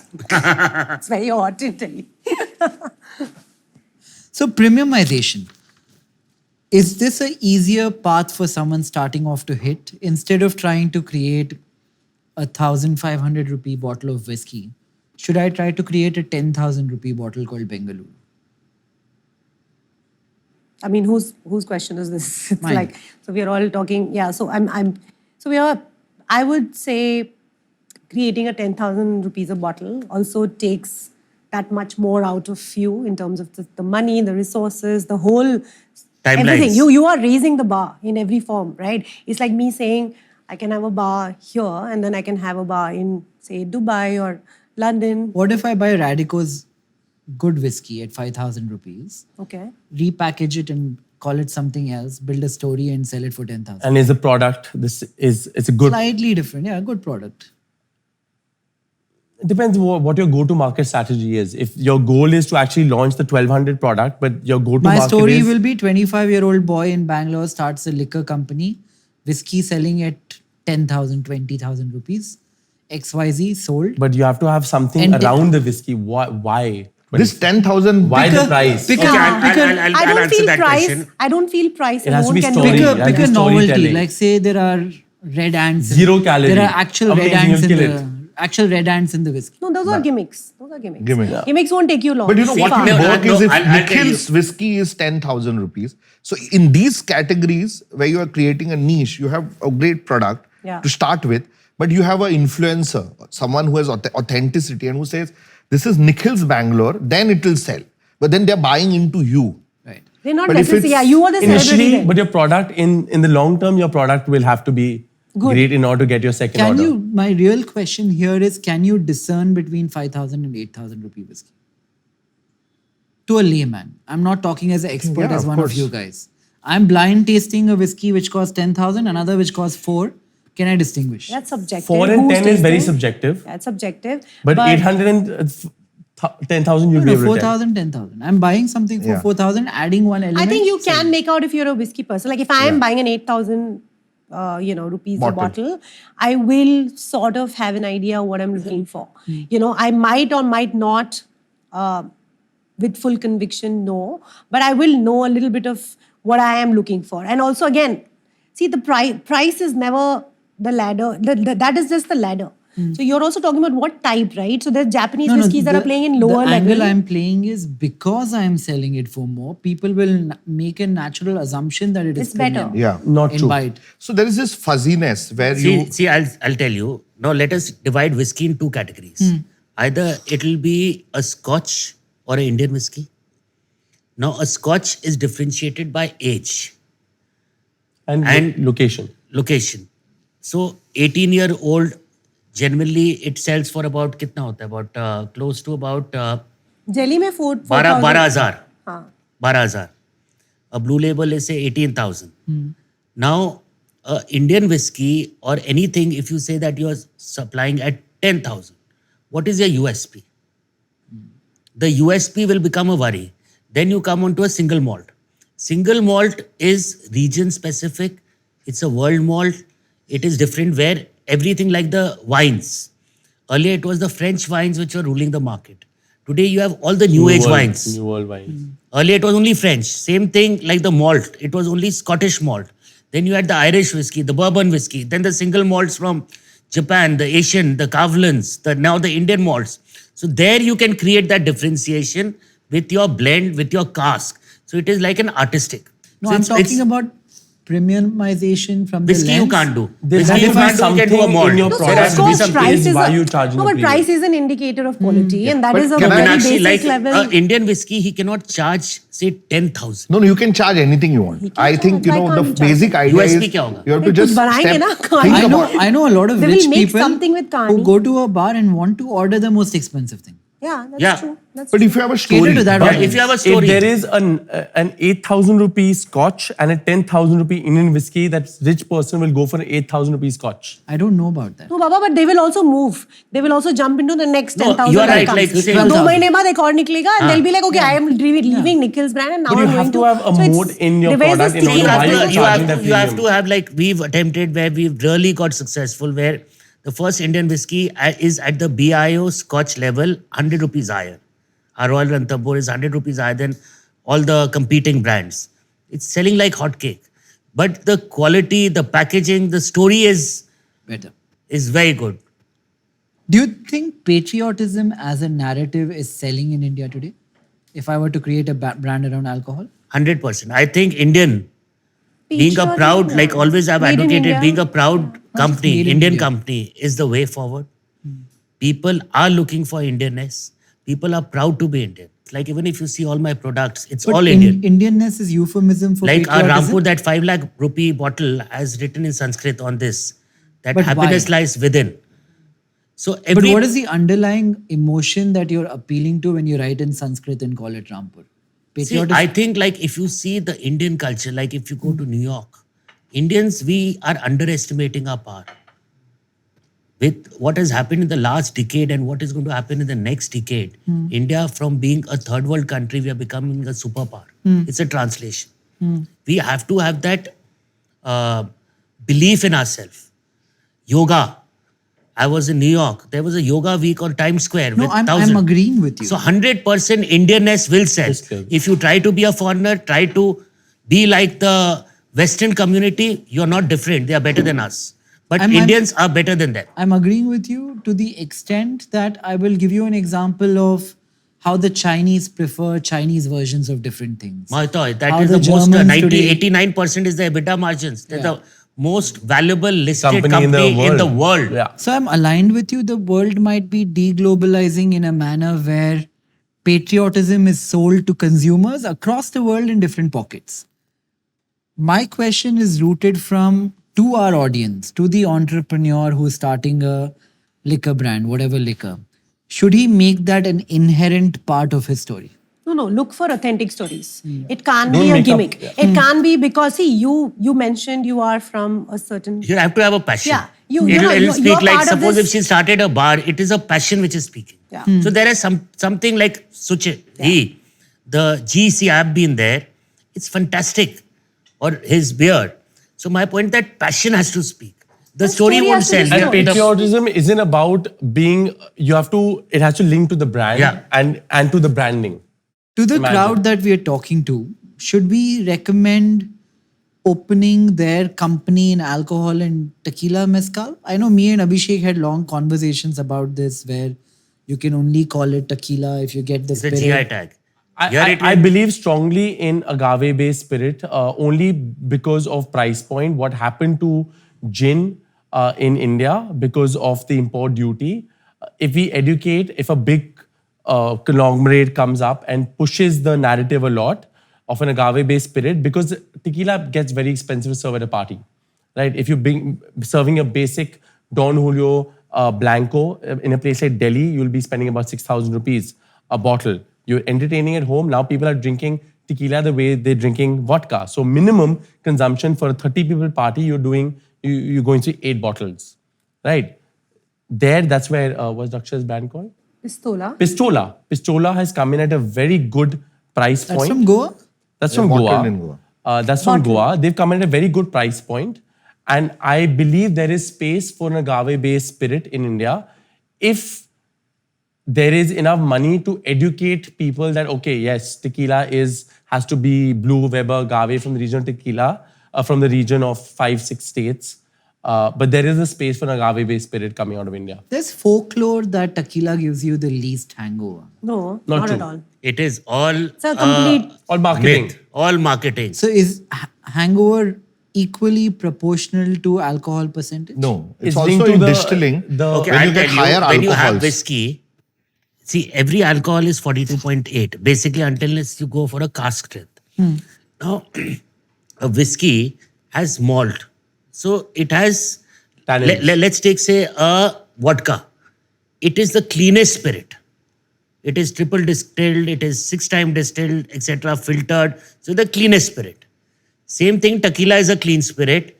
Even a gin is a clean spirit with some herbs. And so is a rum, a white rum. Okay, explain So, to me what is hangover. Why do you feel a certain way after a night of binging? So when you drink wine, for example, if you drink a wine or a dark spirit, there are tannins, there are impurities. Congeners. It's called congeners, so which are called impurities in a spirit. So That's the finer you aldehydes. distill That's it, the yeah. aldehydes. Yeah, that's again chemical. Yeah. A little bit of So when that. you ferment, but- you also create higher alcohols, not just ethyl alcohol. You also create more heavier alcohols, which normally in a pot or a still distill, you distill out at a lower, like a height, because it's also alcohol but evaporates. So you have something which is called as a distiller's cut. So you try to eliminate as much as high alcohol as possible. But in beer, what we do, that's why beer is the hardest, because you have no room to hide. You're just giving pure fermentation. So it's the hardest thing to do, because you make a mistake, anybody will catch. Yeah, you can make So out there's acidity it's- and something is so wrong with the beer quickly. You have to be extremely more careful in terms of how So clean wait, you ferment. These things cause you hangover? Yeah, so the more fermentation is not balanced, if your distiller is not really like skilled or how you are cutting it, you will actually pass on a lot more higher alcohols and all these Aldehydes. fusel oil. Basically, it's There's aldehydes. a term which is called a fusel oil. And that's the also. Which they same. throw Heavier, away yeah. in Is into that the the water. same for vodka, No, tequila, whiskey, gin? whiskey is different because whiskey you add malt, you add Yeah. VMS. So it is more like if you have a whiskey, that's why if you say when you're young, basically you start from a vodka or a gin, it's easier on your palate and aftertaste. Whiskey, you have to acquire that taste. So it's heavy. So there, if like the VMS, the wetted malt spirit, if that is of low maturity, then it adds that hangover to you. And also with But the whereas tannins which whiskey coming and from the vodka from the and cask. gin, it is more clean, and tequila. So which is the alcohol, if I have the same quantity, will I get the least hangover? Anything which is white. Vodka. I think beer, Vodka. definitely. No, beer is hard liquor or what? Clean Beer hard naturally. liquor. Well-made beer, of course, yeah. Yeah, or beer. Hard liquor? Between vodka, tequila, rum, all three of you. Not all rum. three of them. Rum, nahi. I think vodka. All the white I mean, spirits. All the white aged, spirits. it's aged spirits versus white non-aged spirits, spirits. non-aged. So you can say aged spirits are difficult because, of course, a lot of things are adding on. I'm going to digress and ask a question. One, I'll come to each of you for a second. One underrated liquor at any price point, not from your own brands, that one should drink. Absolutely has to drink. Drink. Brand matlab?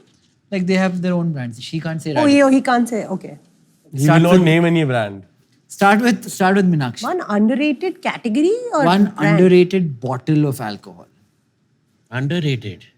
I feel like Michter's rye is a great superbly great dry whiskey, which I feel it's very difficult to get your hands on, and many people don't know about it. And I feel that's a category that's a space that everybody talks about. Scotch whiskey, and now there's many other whiskies of the world. I feel there's space for I to do more. Interesting. For me, one of my favorite things to drink is a Campari soda.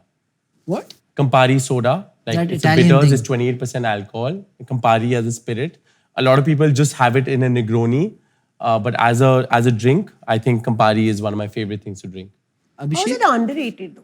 It is underrated because most people I don't don't know drink whether it the- on a Like- regular like basis. soda. Whether it is underrated or not, like maybe the availability is less or what. I love a Glengoyne. What is that? Glengoyne, it's a malt. Yeah. Glen Coyle. Yeah. Glengoyne. Glengoyne It's is super. really 21-year-old, I love it. Well awarded, Yeah. very well placed. But you don't get it much. Yeah, India has its Availability issue. So I Suraj? know. I think recently I've tasted maybe like an aged rum called Mesma, Indian rum, aged. Interesting effort, in terms of like, so because there's nothing happening on rum. Indian rum. Yeah. And at a premium price point, I sipped at it at bar and it was quite interesting in terms of product. I think that's, because there's so much more happening in whiskey where there's big money and there are big multinational like Pernod, Diageo's all launching their Indian malts now. It's not just Amrut, Paul John and Radico. It's opened up quite a lot. So I think whiskeys, all Indian whiskeys tend to follow a certain pattern, but I found one Paul John's Christmas Bold Edition was actually a very nice sherry Oloroso cast finish. This year's phenomenal. How big are pre-packaged cocktails, ready to drink, non-alcoholic cocktail mixers? As an industry, do you see scope there for somebody to build in? I think I have a very contrary opinion on seltzers in general because I think What is a seltzer? so the whole idea that US really took off with seltzers. Now the last 3 years it's seltzers. claw. And White Claw. seltzers were basically brewers who were putting simple ENA, which is extra neutral alcohol, with some seltzer sparkling also, water Maybe. and Are you some, making seltzer also? just like low calorie. But if you look at every Indian, if you go to any ahata, the way every Indian is drinking, he's drinking a seltzer on his own. The Americans were mixing their whiskeys with Coke, but we in India are anyway mixing with soda and water. It's like so a if you're vodka going to soda. create a seltzer, everybody is making their own seltzers here. So how are you even? It's to make something like that from a cultural context might be relevant to US, but it will be very different in terms of stickiness to India. It's still a very urban Yeah, culture. Basically, seltzer is a vodka soda. Yeah, I mean, but Technically, it's a vodka soda. It's anything which is aerated. But India, we It's drink any everything on flavor soda. possible with But alcohol. Goa started That's that, it. right? It's like a soda with सब जगह पे हो anything रहा है ये, alcoholic. So लेकिन anything, it US could be में हुआ lemon, इसलिए it could India be में हो green रहा है. fruit, it could be what say you, whatever. So it could be any flavor. So the What about like pre-ready cocktail mix, old-fashioned mix? Thing is, the distribution is still the same as an alcohol. No, you still have to get the same license. You still have to get the same distribution. You have to still have the same retailer. And at that price point, if I'm picking up a pre-made at 150 rupees, which is not coming to my house on a Blinkit or Swiggy, I have to go to a theka You're to still pick that jumping up. the same hoops. I'd rather pick up a bottle of alcohol and mix it at home. What's the deal with wine stores? Across the country, do they make 10% No, margin? my answer on this would be different. I think it's a slow burner. yeah. The old-fashioned one, right? No, there's not enough players who have jumped into this field. You It's think only there's potential Bacardi. here? Yeah. It's only Bacardi who's there. There's Breezers. Yeah. Okay. That's the only No, but competition Coca-Cola, there. man, biggest global player right Schweppes now in has Goa. also Yeah, entered. Schweppes No, has no, entered. we are talking about alcoholic or non-alcoholic. Alcoholic. yeah. Schweppes has entered the game. Schweppes has So- entered. Coca-Cola has नहीं, Schweppes entered. में कौन सी नहीं, India में. हाँ, India में. India In made which Schweppes has brand entered. यार? How अभी are- तक तो नहीं आया. mix. So I think the minute competition comes in, this category can explode because the main issue here is the refrigeration. What happens? People Cold want chain. it cold. The liquor shops are the size Sort is of. very small. So you have to Space- give them a fridge, basically. Space, like why beer is not growing? Because लोग जाते हैं उनको beer पीना है. Let's be clear. Beer drinking, the premium spirits drinking happens at home. If we go to a sidecar, if you have an expensive whiskey and costs 4,000 rupees for a 60 ml, people think twice. But the home they'll order, especially COVID has changed that. Beer they want to drink on the spot, and that's why refrigeration system in our liquor stores is very less. So I think the minute that increases, I think this is a category which can explode, but there needs to be competition. You need to bring in flavors, you need to I'm bring getting in that, that don't worry. newness. The business of wine stores, good business. If somebody wants to start off, I don't have too much information on that though. like old school wine store. How does it work? Does it work on 10% margin? I think across the board? Gurgaon has State to some state it tender changes. system, so you would know better on the tender system that happens at least in. See what happens, like nowadays, the like what you've seen in Maharashtra with the liquid gold and everything, they've institutionalized the entire Living liquids, yeah. living liquid. They have institutionalized the entire the experience. But I don't know how it operates. It's not that easy, but I think it's profitable. It's very profitable, and if you get your maths right, you should not get into a place where you go for auctions.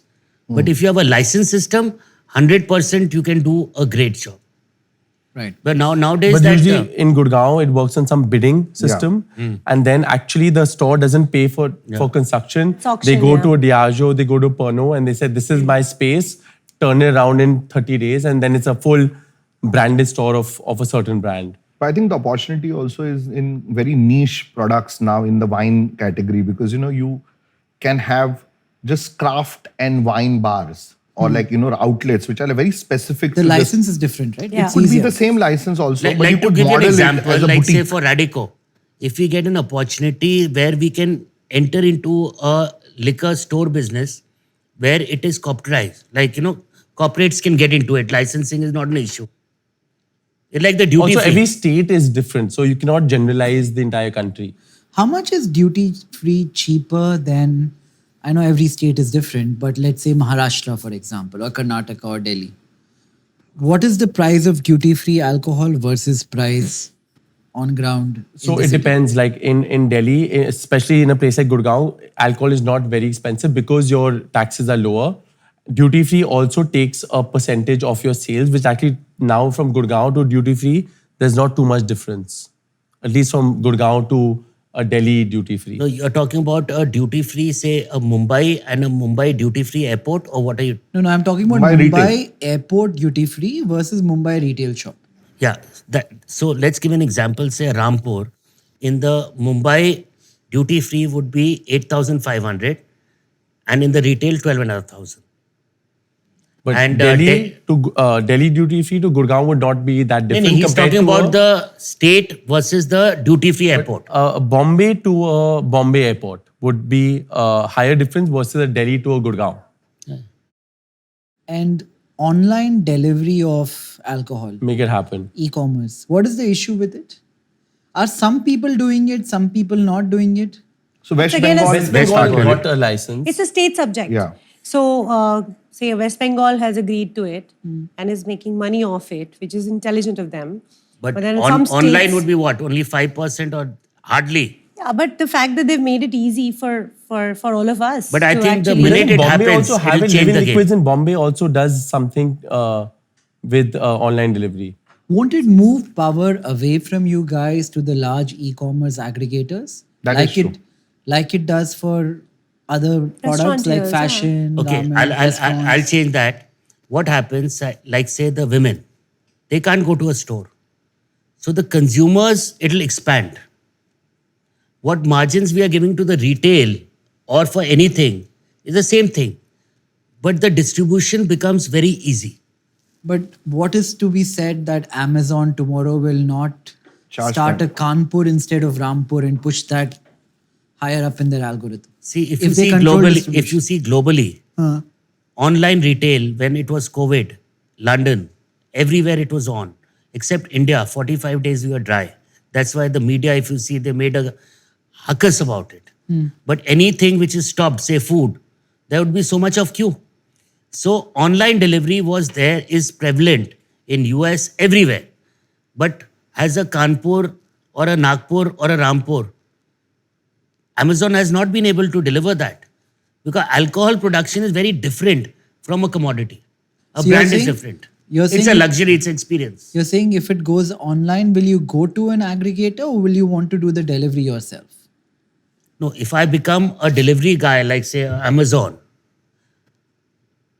but then it's a different kettle of The fish. logistic can happen through an e-commerce player, but brand building will still happen Yeah. offline. No, But you of know, I course think- you'll go to an aggregator. Why won't you? Any day. I mean, you want to Yeah, open you it will. up. You would want to open up I your would love to brand get a to bottle of everybody beer on else. Blinkit. And why would you not? See, as long as the aggregator is making a, let's say, agreeable sum. And which that is- he will. Which is always a point of contention with aggregators, right? So if they take a decent sum out of your business and give you increase your width of distribution, And why won't recovery you wanna happens do that? faster. and yeah, easier. and this is cash, And easier. right? This is retail, so this is a cash and carry situation. I mean, why would you not? I think it'll be a They- fantastic. We need revenue-based that. financing, Like, we need that. Finance your inventory. It's a great See, model. biggest problem here is legalese. It's like saying that anybody above legal drinking age, Yes. below legal drinking age cannot be, and then you'll have these kids who are ordering alcohol, all of that. Like, Yeah, who was there will be regulating? a way So how the you can figure it out regulatory, with tech, though. so the regulatory versus the logistics. Like a kid can today order a burger, but a kid cannot order a gin. There is a whole lot of, But I layers think there here would be a which have margin to play. problem, in my opinion, because if you give too much power to the aggregator, let's say the blended margin for a successful brand in the retail is somewhere around 12 to 15%, including your trade scheme. Nobody goes beyond that unless you are a very early brand and it's a push sale. That's a completely different equation. So any aggregate and the cost of selling liquor at a kheka or a liquor outlet is very frugal. The employment structure, the salaries, everything, the cost of volume versus the money invested to do that transaction is less. And it's also, so when you do the delivery model and you start adding that extra cost, I think somewhere around you're already having your back towards the wall when it comes to margins for liquor companies. If it stretches to what Zomato or Swiggy do, or 25%, then it becomes very, very unviable. And that's almost like how US large, big, box retailers operate, where they have far more leverage. They make distribution easy for you, but then it's also kind of like pre-gamed. Here, you still have a great opportunity if you understand the nuance of the market. You go granular, you play 1-1-1 market where it's easy. There's still so many low-lying fruits, I think. What happens if import duty on foreign liquor? I read somewhere that the percentage is going down, Yeah, yeah. 150 to 30. Yeah. Can Indian alcohol compete with international alcohol sans any kind of duty? If it comes down to 30, it'll be tough competition. They've said no, it'll be phased to 30% over 3 years No. Right now it is 150. 50%. It'll come down to 100. in 1 year. 1 year. The next No, year? that's what, I don't know. They're planning or whatever it is. And then in 5-7 years, it'll come down to 50%. So today also, if you see Indian products are priced higher. Like say our malt is priced higher than any of the well-known malts also. It's very So price unfortunate. perception has become different. Also what happens, like a lot of Indian companies are importing a lot of scotch from outside. Yeah. So that value comes down. The bulk- So straight away the bulk profit is- goes up. So I think it is like it's good for the economy. It has to be a balanced and it'll be healthy. Yeah, But like you- for example, for bars, it's worse for me to buy Indian brands versus buying international brands. Can you Yeah. imagine? Why is that? This is so funny. So I have to buy a case minimum. Case could be 6 or 12, whatever that your packaging is.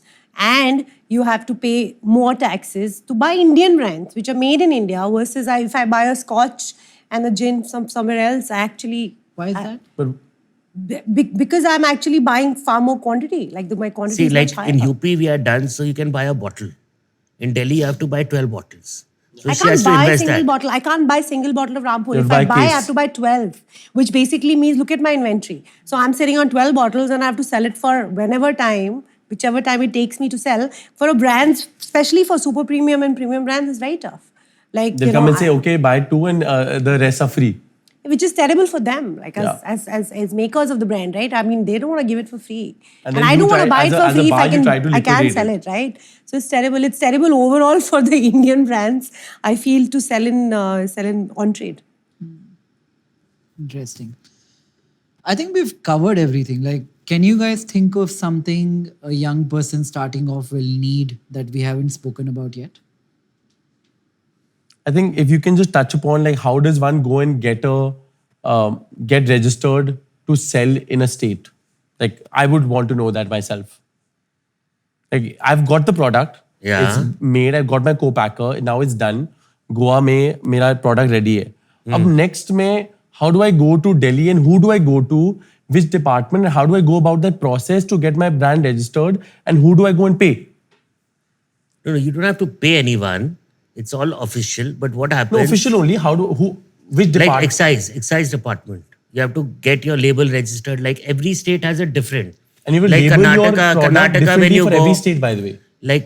Like say every state is, as I said, 28 states are like 28 different countries. Karnataka, you go, when you register, excise will put your label for 40 days. If someone objects, they will say no. There is a criteria. Once you get registered, then you supply your material. Goa, it is easier. Yeah. Goa, it is the easiest. UP, then in certain states, you have to, once a year, the label you can apply. If you take the pricing, you cannot increase the pricing if the government does not allow you to. So every state has a different system. So label has to be different for every state. No, label has to be same. But suppose if you have a different pricing, then the descriptor, etc. has to Every be state has different pricing. The EDP. The EDP means ex-distillery price. Okay. So that has to be like certain states have that you have to have the lowest price. The lowest EDP. It's another math. Like Delhi wants the lowest Yeah, EDP, lowest right? price. Delhi has always CSD, wanted the lowest. CSD wants CSD a wants the lowest discount, EDP. So they ask for it. They say, are we the cheapest in India? Only then you can register. So you have to claim it like, and you have to actually say, no, I am the cheapest with you. So it's like you going to 10 markets and then saying, I'm the cheapest with you. But so then you have to follow through, right? You can't also cheat on. How can you be the cheapest with 10? No, like you. So your you ladder it, ex-brewery you- or ex-distillery price, Yeah. let's say is 1100 for Goa, but you only have 250 rupees in taxation, which is the lowest. Then your price becomes 1350. But let's say you are in Delhi and you have to pay another 1000 rupees, then you go 2100. So your MRP on the consumer end will be different, but you could be cheapest in both the states at the same time. But Because of the you have to- taxation. because of the excise policies in certain states determine that you cannot have differential pricing in different states. They want to regulate it to that So extent. like for example, do you have a person in your company who does this for you? Or you who does read this for you? policies, No, I think eventually everybody learns. No. I mean, but Like- पहले तो policy तो हर साल आती है. ये तो सब है It's ना. like You have तो all पढ़ना the ही पड़ता state. है. You have all the state head. It's like a. I'm talking about people from 0 to 1. Like if I want to start something, I would not know where to go to and understand this taxation. I think, my personal experience has been like, so Is when it I was easier starting, in beer? yeah, Just to ask a question. Is No, it also, easier than when you go and beer sit- than to spirits? you have to be initially, Beer when- is easier. Yeah. Okay. Much And is it easier. easier in low ABV to spirits? Huh? No, it's the same for everyone. But I think, it's a government department. So, so I'll tell you one experience of mine. So when I was just starting out and we didn't have a policy or a license to allow you to bottle. So literally go and work with every little desk in the excise department from one step to the other. So I spent literally 6 months in the Goa excise department. I would go every morning after quitting my job, 9 o'clock to 6 o'clock. And one day there was a fire that broke out in that excise office. So the commissioner came out and he did a roll call because of the employees and he said, "वो Goa Brewing वाला कहीं रह तो नहीं I've गया? gone through all ढूंढ this. Low." I've gone through all this, So it is that level of, you understand. Once you know, then you got a favorable policy which allowed you to do it. But you had to literally go and convince people that, you want to do this. And that's how government departments work. So the It same takes you thing, like little time. what they face in building products, I face that in doing events. Absolutely, yeah. So in a place like Delhi is great to do events. Gurgaon, for example, if I do a sale of 2 crores of alcohol from an event, right? I have to pay 18% VAT upfront of total saleable amount beforehand to the government, even though I'm giving free stock. Secondly, in a place like Bangalore, they cannot give me free stock. I have to physically go as a event owner, go and buy stock, which Yeah, will be MSI, a blocking of SPCM. about 50 or 60 lakh rupees of mine before the event. So they look at you like you're doing something wrong. Why are you picking up 600 cases of alcohol for an event? What type of event are you doing? Not for him. He's No, not for them. I'm just saying, like, they look at you very differently. So whenever I go to these offices, because by the end of a license, I have to get taken on my name. You know, when you come on manufacturing, you have hologram, you have track and trace, you have so many things, and it keeps changing. It's like Is duplication a big problem for you? See, duplication now, what has happened is each state, as you rightly said the figure, 22% of UP's revenue, everyone is so dependent on the excise revenue. And if any state has to succeed, they don't allow duplicacy. So this was a problem 15, 20 years back when I started work. Now it's gone minimal. But you can see some progressive changes. Like Absolutely. we've seen, like even in Delhi, everything now that we've been operating in Delhi and it went online. It was great. It was barcoded.